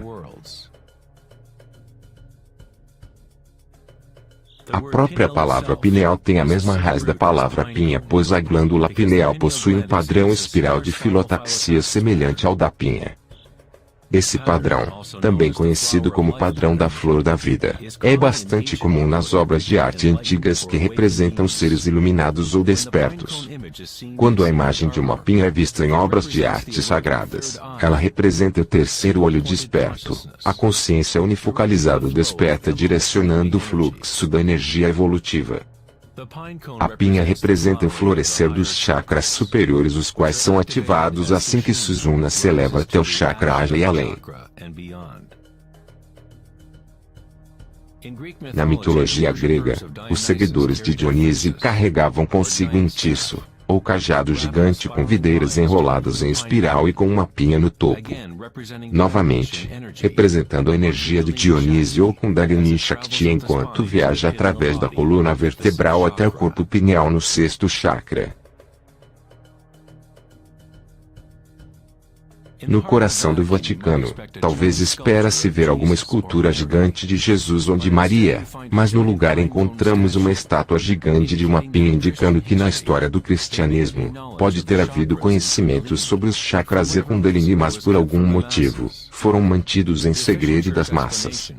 A explicação oficial da Igreja é de que a pinha é um símbolo da regeneração e representa uma vida nova em Cristo.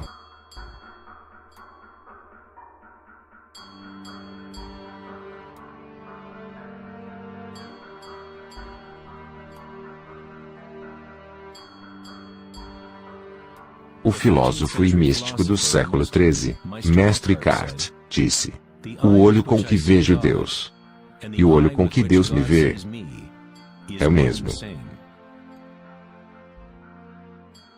Na Bíblia, versão Rei James, Jesus diz: "A candeia do corpo são os olhos.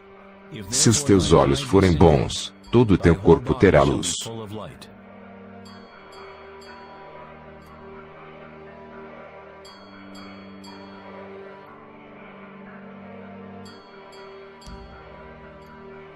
Buda disse: "O corpo é um olho." No estado de Samadhi, a pessoa é, ao mesmo tempo, observador e o observado. Somos o universo consciente de si mesmo.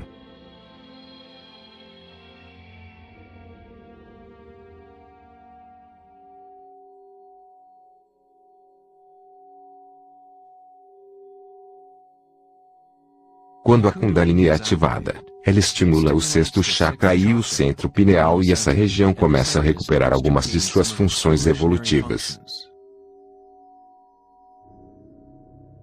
A meditação no escuro foi usada por milhares de anos como uma forma de ativar o sexto chakra na região da glândula pineal.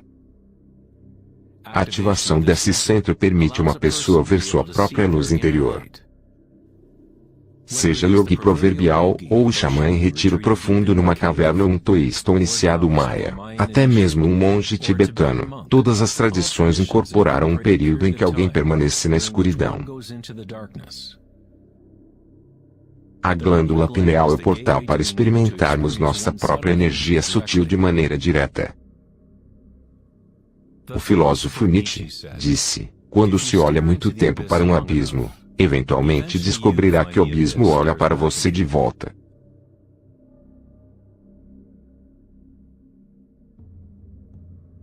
Dolmens, ou tumbas antigas em forma de pórticos, são uma das mais antigas estruturas remanescentes na Terra. A maioria delas datam do período Neolítico, de 3000 a 4000 AC, e algumas delas na Europa Ocidental possuem 7000 anos de idade. O dolmen era usado para entrar em meditação perpétua como uma forma para humanos formarem uma ponte entre os mundos internos e externos. Enquanto alguém permanecer meditando em completa escuridão, eventualmente ela começa a observar a energia interior ou a luz, assim que o terceiro olho é ativado. O ritmo circadiano, que é governado pelos canais do Sol e da Lua, não mais controlam as funções do corpo e um novo ritmo é estabelecido.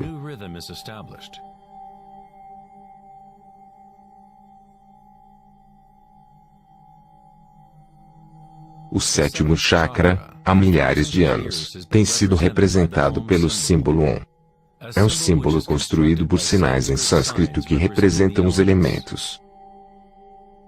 Quando a Kundalini ascende além do sexto chakra, começa a criar um halo de energia. Halos aparecem com grande frequência nas pinturas religiosas de diferentes tradições em diferentes partes do mundo. Templo Jain, Ranakpur, Índia. Buda Maitreya, Dinastia Wei do Norte. Afresco cristão búlgaro.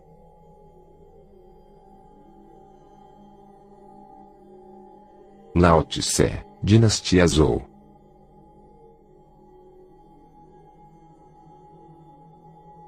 Sol invicto, Deus Sol romano, século III. Templo budista chinês, Tailândia. Arte mexicana pré-colombiana.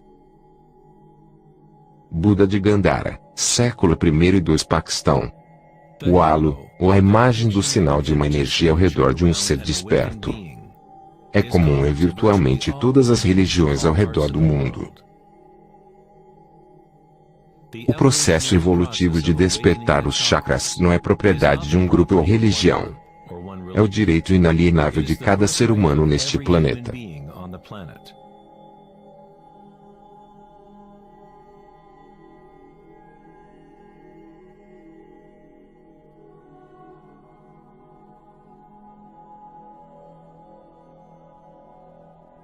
O chakra da coroa é a conexão com o divino. Aquilo que está além da dualidade. Além de nome e forma.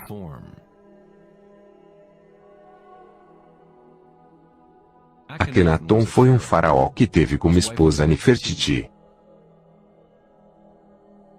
Ele é chamado de filho do sol. Ele redescobriu Atum, ou a palavra de Deus dentro de si mesmo, unindo a Kundalini e a consciência.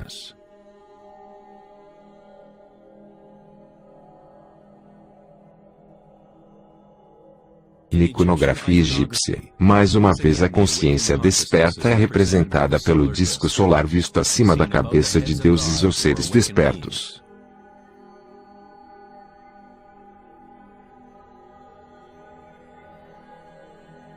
Na tradição hindu e yogi, esse halo é chamado de Sahasrara, a lótus de 1000 pétalas.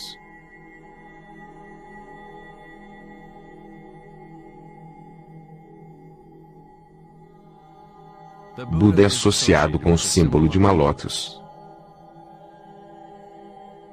O padrão de filotaxia é o mesmo padrão que pode ser encontrado numa lótus florescida. É o padrão da flor da vida. A semente da vida. É o padrão fundamental no qual todas as formas se encaixam. É, na verdade, a forma absoluta do próprio espaço ou uma qualidade inerente da caixa.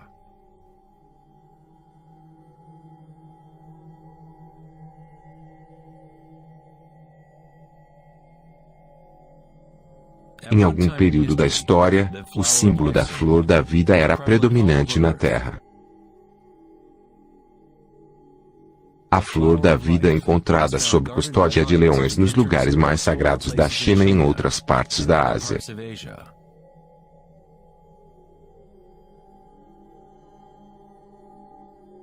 Os 64 hexagramas do I Ching, geralmente dispostos ao redor do símbolo do Yin Yang, são uma outra maneira de representar a flor da vida.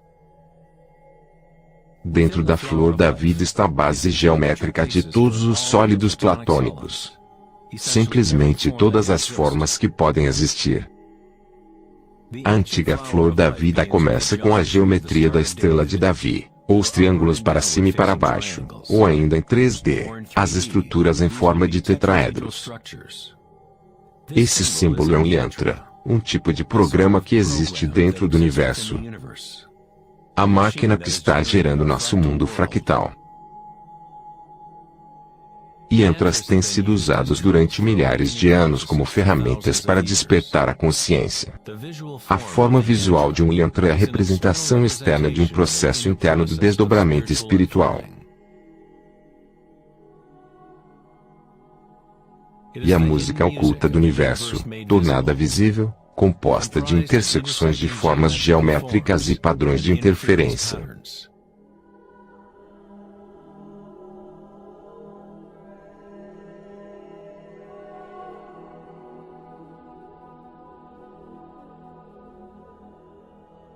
Cada chakra é uma lótus, um yantra, um centro psicofisiológico através do qual o mundo pode ser experimentado.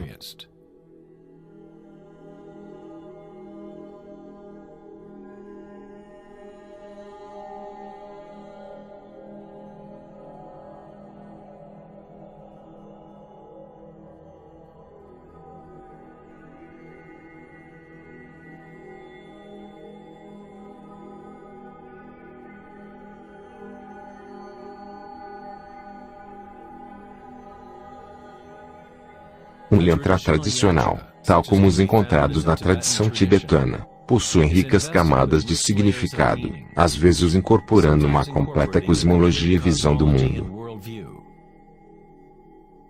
O yantra é um padrão de constante evolução que trabalha através do poder da repetição ou iteração de um ciclo.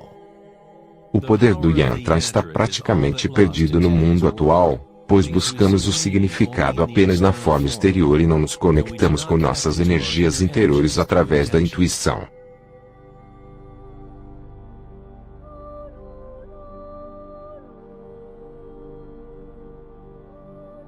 Existe um bom motivo para padres, monges e yogis serem tradicionalmente celibatários. Atualmente, poucas delas sabem realmente a razão de praticarem o celibato, pois o propósito real se perdeu. Bem simples, se sua energia será consumida para a produção de esperma ou óvulos, seja qual for o caso, então não terá força suficiente para elevar a Kundalini, qual ativa os chakras superiores. A Kundalini é a energia vital, que também é a energia sexual.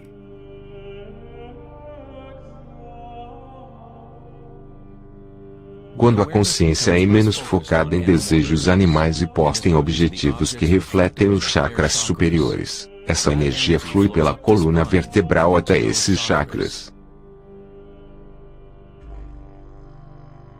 Muitas das práticas tântricas ensinam como dominar a energia sexual para que possa ser usada para uma evolução espiritual superior.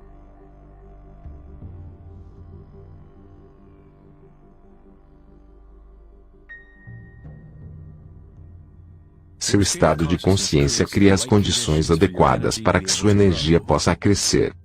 Entrar num estado de consciência não toma tempo algum. Como Eckhart Tolle disse, consciência e presença sempre ocorrem no agora. Se está tentando fazer algo acontecer, então você está criando uma resistência ao que está. É ao removermos toda a resistência que permitimos que a energia evolutiva se desdobre. Na antiga tradição yogi, as posturas da yoga eram usadas para preparar o corpo para a meditação. A yoga hatha jamais foi intencionada apenas como mero regime de exercícios, mas como um caminho para ligar os mundos interiores e exteriores das pessoas. A palavra em sânscrito hatha significa sol A e lua Tha. Na Yoga Sutra original de Patanjali, o propósito dos 8 passos da yoga é o mesmo do caminho de 8 passos de Buda: liberar a pessoa do sofrimento. Quando as polaridades do mundo dualístico estão equilibradas, uma terceira nasce. Encontramos uma misteriosa chave de ouro que destranca as forças evolutivas da natureza. Essa síntese dos canais Sol e da Lua é nossa energia evolutiva.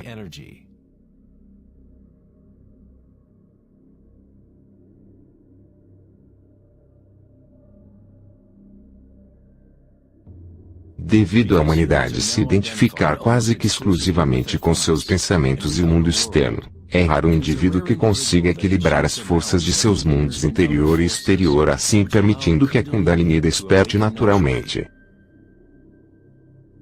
Para aqueles que se identificam apenas com a ilusão, a Kundalini sempre será apenas mais uma metáfora. Uma ideia, ao invés de uma experiência direta da energia e consciência de uma pessoa.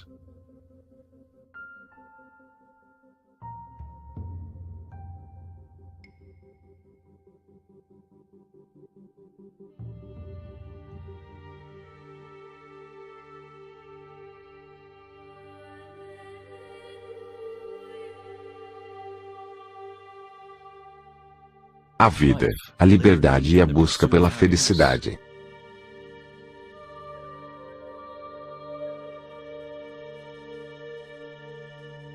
Vivemos nossas vidas buscando a felicidade lá fora, como se fosse uma mercadoria. Nos tornamos escravos de nossos próprios desejos e anseios.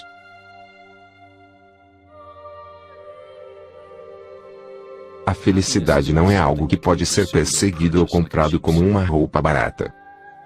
Isso é Maya, ilusão, o interminável jogo de formas. Na tradição budista, o samsara, ou o incessante ciclo do sofrimento, se perpetua pela busca do prazer e aversão à dor. Freud se referiu a isso como o princípio de prazer. Tudo o que fazemos é uma tentativa para criar prazer, ganhar algo que queremos, ou evitar algo indesejável que não queremos. Até mesmo um organismo simples como o paramécio faz isso. É chamado resposta ao estímulo. Diferente de um paramécio, o ser humano tem mais escolhas. Somos livres para pensar e aí está o centro do problema. É o pensamento sobre o que desejamos que fugiu ao controle.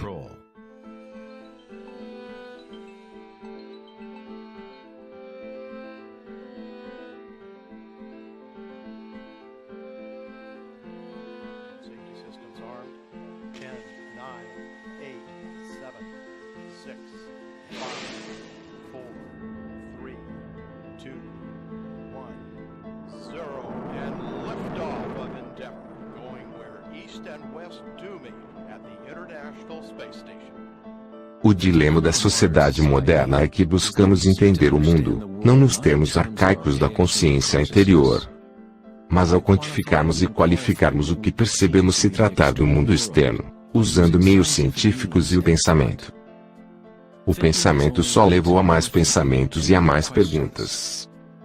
Buscamos conhecer as mais profundas forças que criam o mundo e guiam seu caminho. Mas consideramos essa essência como estando fora de nós mesmos, não como uma forma vivente, intrínseca à nossa própria natureza. Foi o famoso psiquiatra Carl Jung que disse: quem olha para fora sonha. Quem olha para dentro desperta. Não é errado desejar tornar-se desperto, ser feliz. O que é errado é buscar a felicidade fora quando só pode ser encontrada dentro.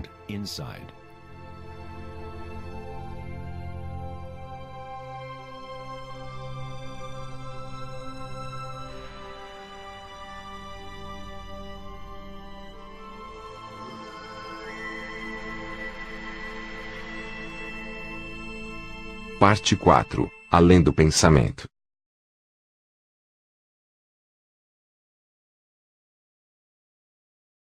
No dia 24 de agosto de 2010, na conferência The Economy, no Lago Tahoe, Califórnia, Eric Schmidt, diretor executivo da Google, mencionou uma estatística assustadora. A cada 2 dias, criamos a mesma quantidade de informação que foi criada do início da civilização até o ano de 2003. De acordo com Schmidt, isso significa cerca de 5 exabytes de dados. Nunca antes, na história da humanidade, usamos tanto a mente, e nunca antes houve tamanha confusão no planeta. Será que a cada vez que pensamos numa solução para um problema, acabamos criando mais 2 outros problemas? Para que serve todo esse pensar se não nos leva a uma felicidade maior? Somos mais felizes, mais equânimes, mais alegres como resultado de todo esse pensamento? Ou ele nos isola, nos desconecta de uma experiência de vida muito mais profunda e significativa?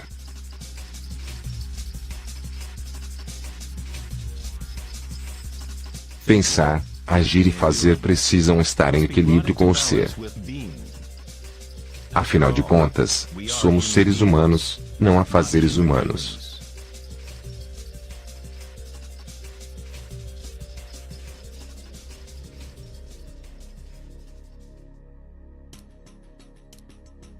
Queremos mudança e queremos estabilidade ao mesmo tempo. Nossos corações se desconectaram da espiral da vida. A lei da mudança. Enquanto nossas mentes pensantes nos guiaram em direção da estabilidade, segurança e a pacificação dos sentidos. Com uma fascinação mórbida, assistimos a assassinatos, tsunamis, terremotos e guerras. Tentamos, constantemente, ocupar nossa mente, preenchê-la com informação. Programas de TV sendo transmitidos em todo aparelho imaginável. Jogos e quebra-cabeças. Mensagens de texto. E todas as trivialidades possíveis. Nos deixamos fascinar com uma torrente infinita de novas imagens, novas informações, novos meios de tantalizar e pacificar nossos sentidos. Em momentos de reflexão interior, nosso coração pode nos contar que há algo mais na vida do que nossa realidade atual, que vivemos num mundo de espíritos famintos, eternamente desejando e nunca satisfeitos.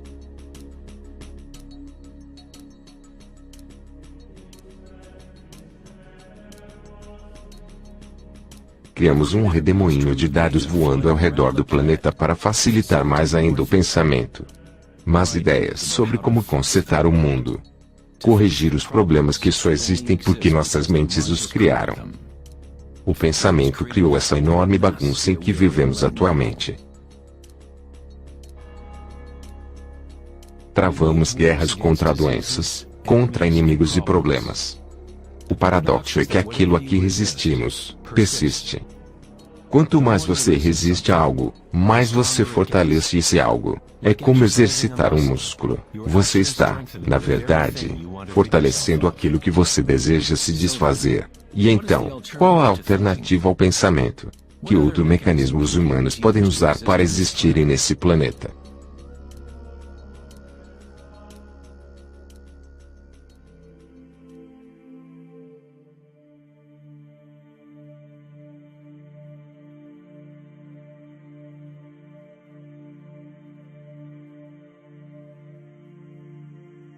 Enquanto a cultura ocidental nos últimos séculos focou-se na exploração do físico usando o pensamento e a análise, outras culturas antigas desenvolveram tecnologias igualmente sofisticadas para explorarem o espaço interior.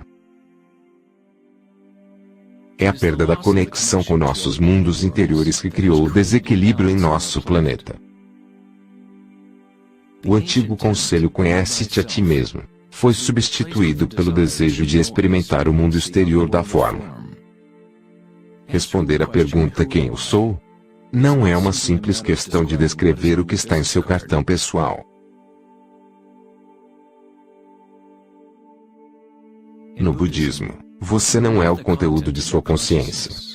Você não é apenas uma coleção de pensamentos ou ideias, pois por trás dos pensamentos está aquele que está testemunhando os pensamentos.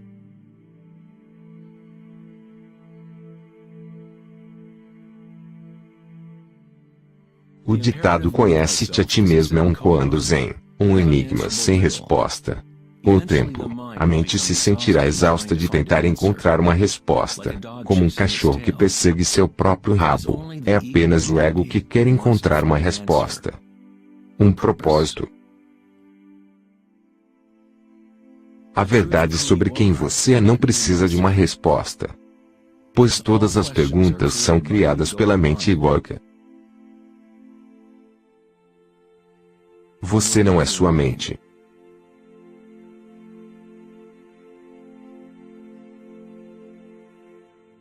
A verdade não se encontra em mais respostas, mas em menos perguntas. Como Giuseppe Campbell disse, não acredito que as pessoas estão buscando pelo sentido da vida, mais do que procuram a experiência de estarem vivas.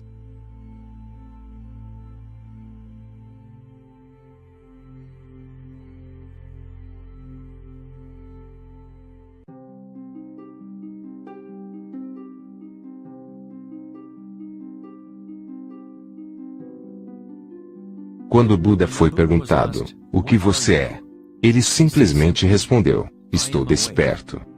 O que isso quer dizer, estar desperto?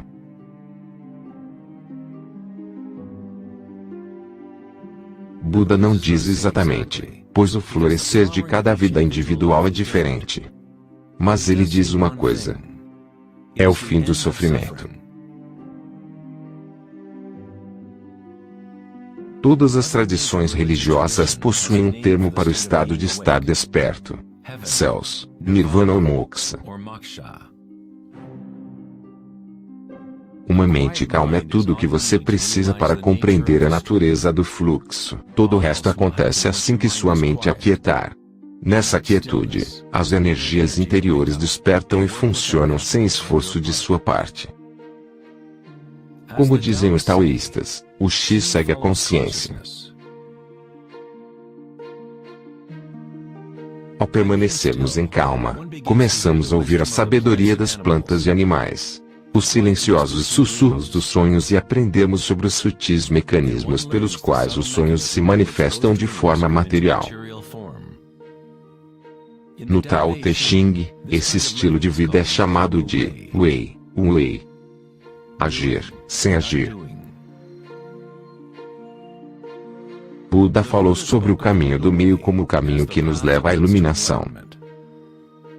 Aristóteles descreveu a razão áurea, o meio entre dois extremos, como o caminho da beleza. Sem muito esforço, mas também não tão pouco. Yin e Yang em perfeito equilíbrio.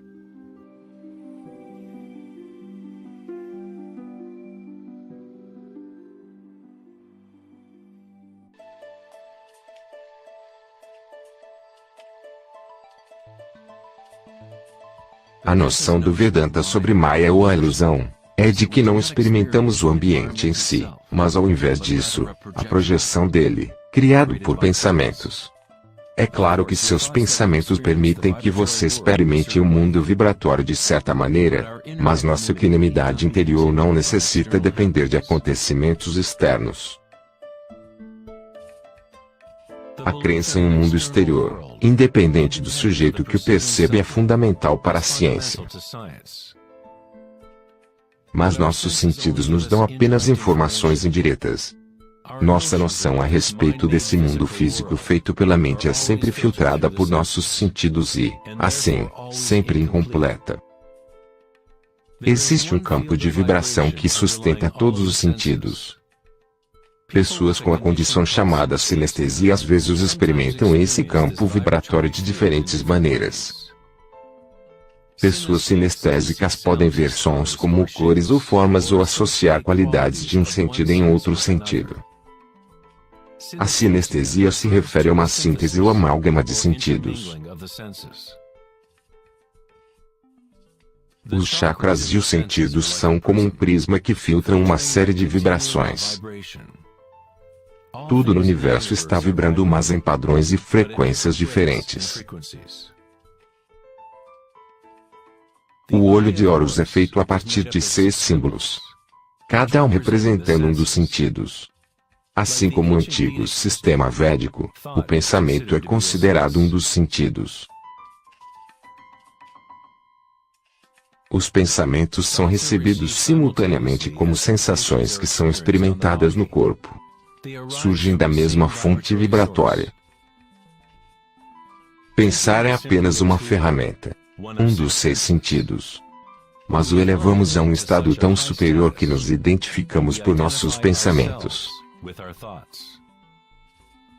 O motivo de não identificarmos o pensamento como um dos 6 sentidos é bem significativo. Estamos tão imersos em nossos pensamentos que tentar explicá-lo como um sentido é como comentar com um peixe sobre a água. Água, que é água?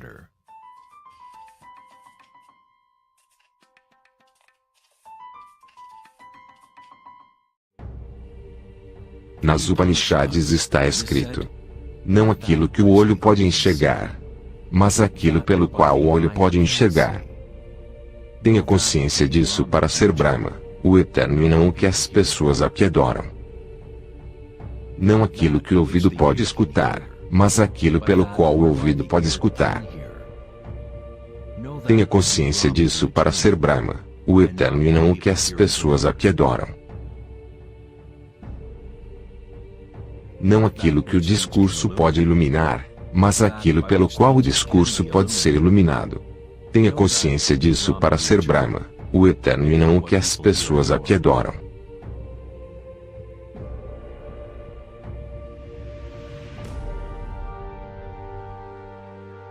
Não aquilo que a mente pode pensar, mas aquilo pelo qual a mente pode pensar. Tenha consciência disso para ser Brahma, o eterno e não o que as pessoas aqui adoram.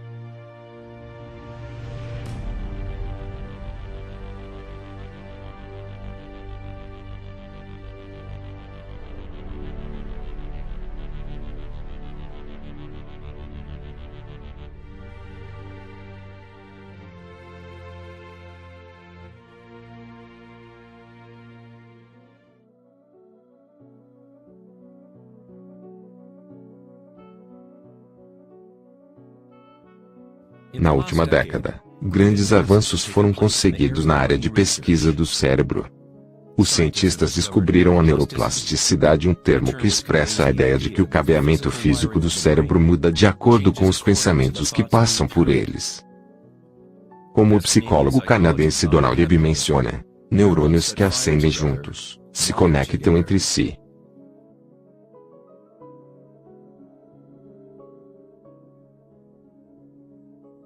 Os neurônios se conectam mais uns aos outros quando a pessoa está em estado de atenção ininterrupta. Isso quer dizer que é possível direcionar sua própria experiência subjetiva da realidade, literalmente. Se seus pensamentos são de medo, preocupação, ansiedade e negatividade, então está aumentando as conexões para mais e mais pensamentos desse tipo florescerem. Se direcionar seus pensamentos para aqueles de amor, compaixão, gratidão e alegria, você cria mais conexões para repetir essas experiências. Mas como fazer isso se estamos cercados de violência e sofrimento? Não seria isso algum tipo de engano ou pura ilusão? A neuroplasticidade não é a mesma do conceito da nova era, aquela que cria sua realidade através de pensamento positivo. Na verdade, é a mesma que Buda ensinou há 2500 anos.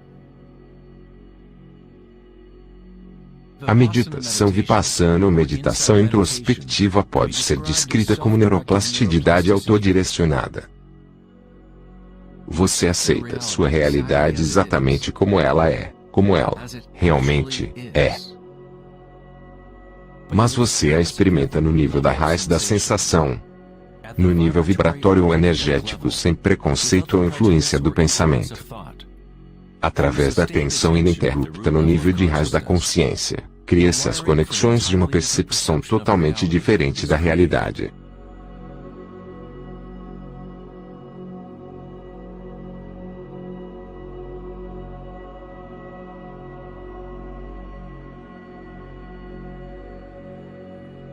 Entendemos ao contrário na maioria das vezes. Constantemente, permitimos ideias sobre o mundo exterior modelar nossas redes neurais.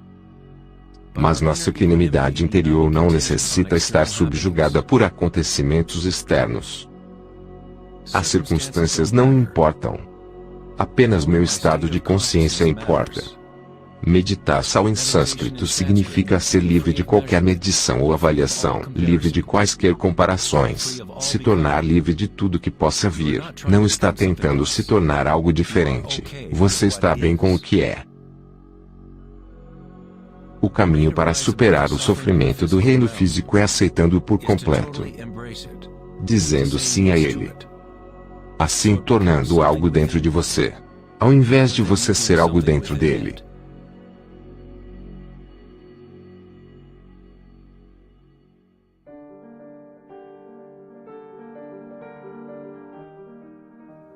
Como podemos viver de tal maneira que a consciência deixe de estar em conflito com seu conteúdo?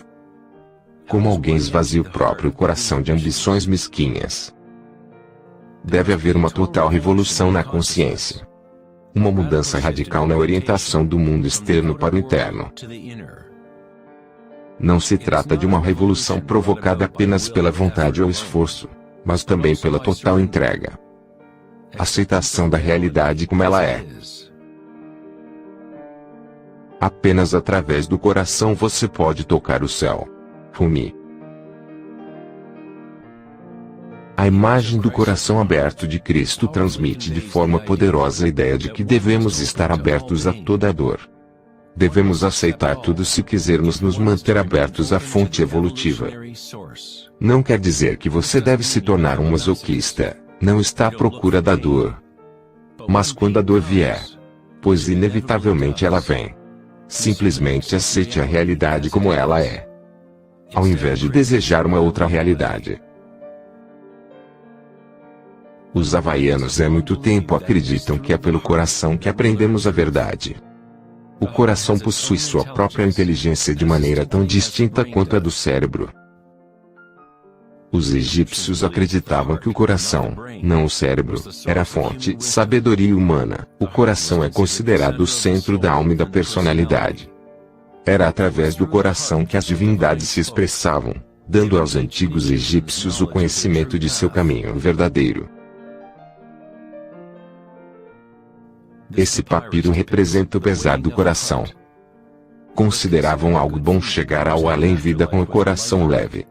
Significava que você viveu bem.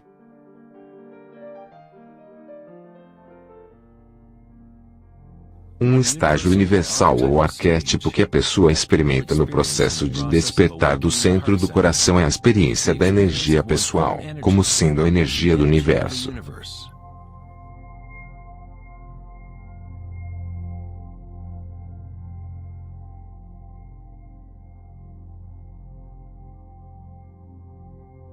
Quando você se permitir sentir esse amor, ser esse amor, quando conectar seu mundo interno com seu mundo externo, então todos serão um.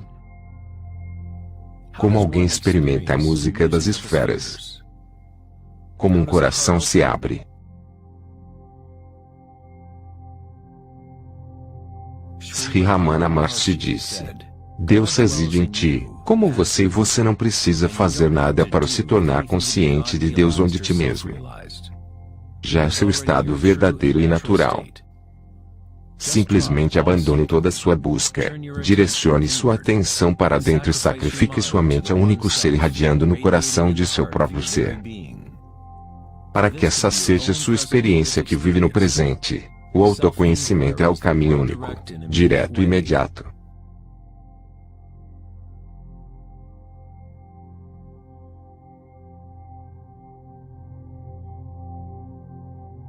Quando você medita e observa as sensações internas, sua vitalidade interior, você está, na verdade, observando uma mudança. Essa força de mudança é o surgimento e a morte que ocorre quando a energia muda sua forma. O grau em que uma pessoa evoluiu ou alcançou iluminação, é o grau que alguém adquiriu a habilidade de se adaptar a cada momento, ou de transmutar a constantemente mutável corrente de circunstâncias humanas. A dor e o prazer, em felicidade.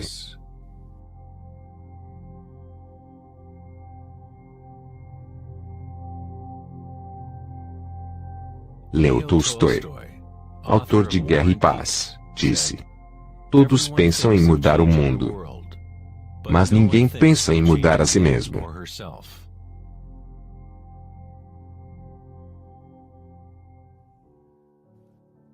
Darwin disse que a mais importante característica para a sobrevivência das espécies não é a força ou a inteligência, mas a habilidade de adaptação.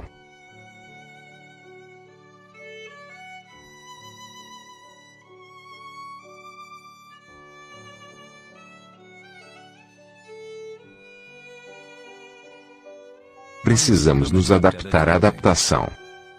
Esse é o ensinamento de Anika de Buda. Tudo está surgindo e desaparecendo. Mudando. Constantemente mudando. Sofrimento existe somente porque nos apegamos a uma forma em particular.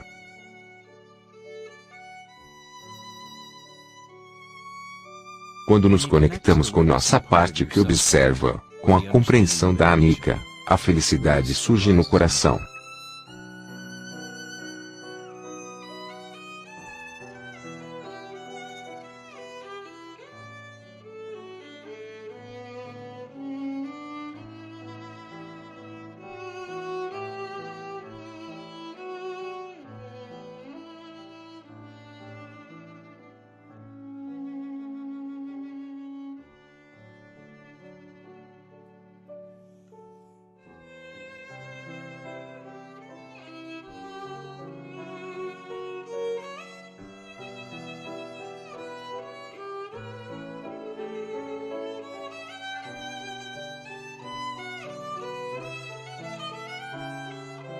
santos, sábios e yogis através da história de maneira unânime descrevem uma união sagrada que ocorre no coração, seja nas obras de São João da Cruz, os poemas de Rumi ou os ensinamentos tântricos da Índia.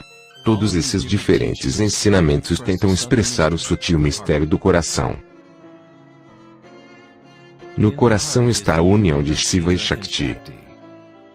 Penetração masculina na espiral da vida e entrega feminina à mudança. Testemunhar e aceitar de forma incondicional tudo que é. Para que possa abrir seu coração, você precisa abrir-se à mudança. Viver em um mundo aparentemente sólido, dançar com ele, comprometer-se com ele, viver plenamente, amar plenamente. Mas ainda assim, saber que é transitório e que, no final, todas as formas se dissolvem e mudam. Alegria é a energia que responde à quietude. Ela surge ao esvaziarmos nossa consciência de todo e qualquer conteúdo.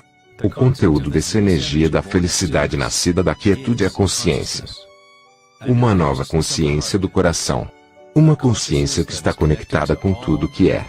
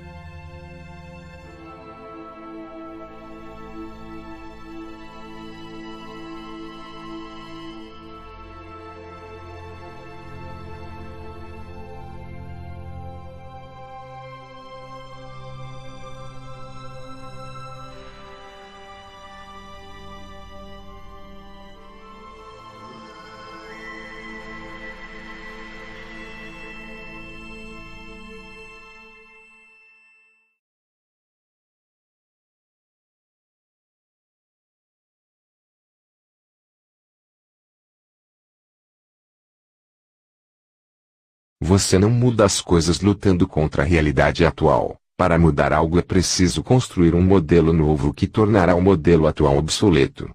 Buckminster Fuller. Um filme de Daniel Schmid. Dublação: Renan Destro, canal RedPill. Narração: Patrick Sweeney. Cinemática e imagens sonoras na água: Alexander Lauteroazer. Direção criativa e suporte: Eva D'Ameto.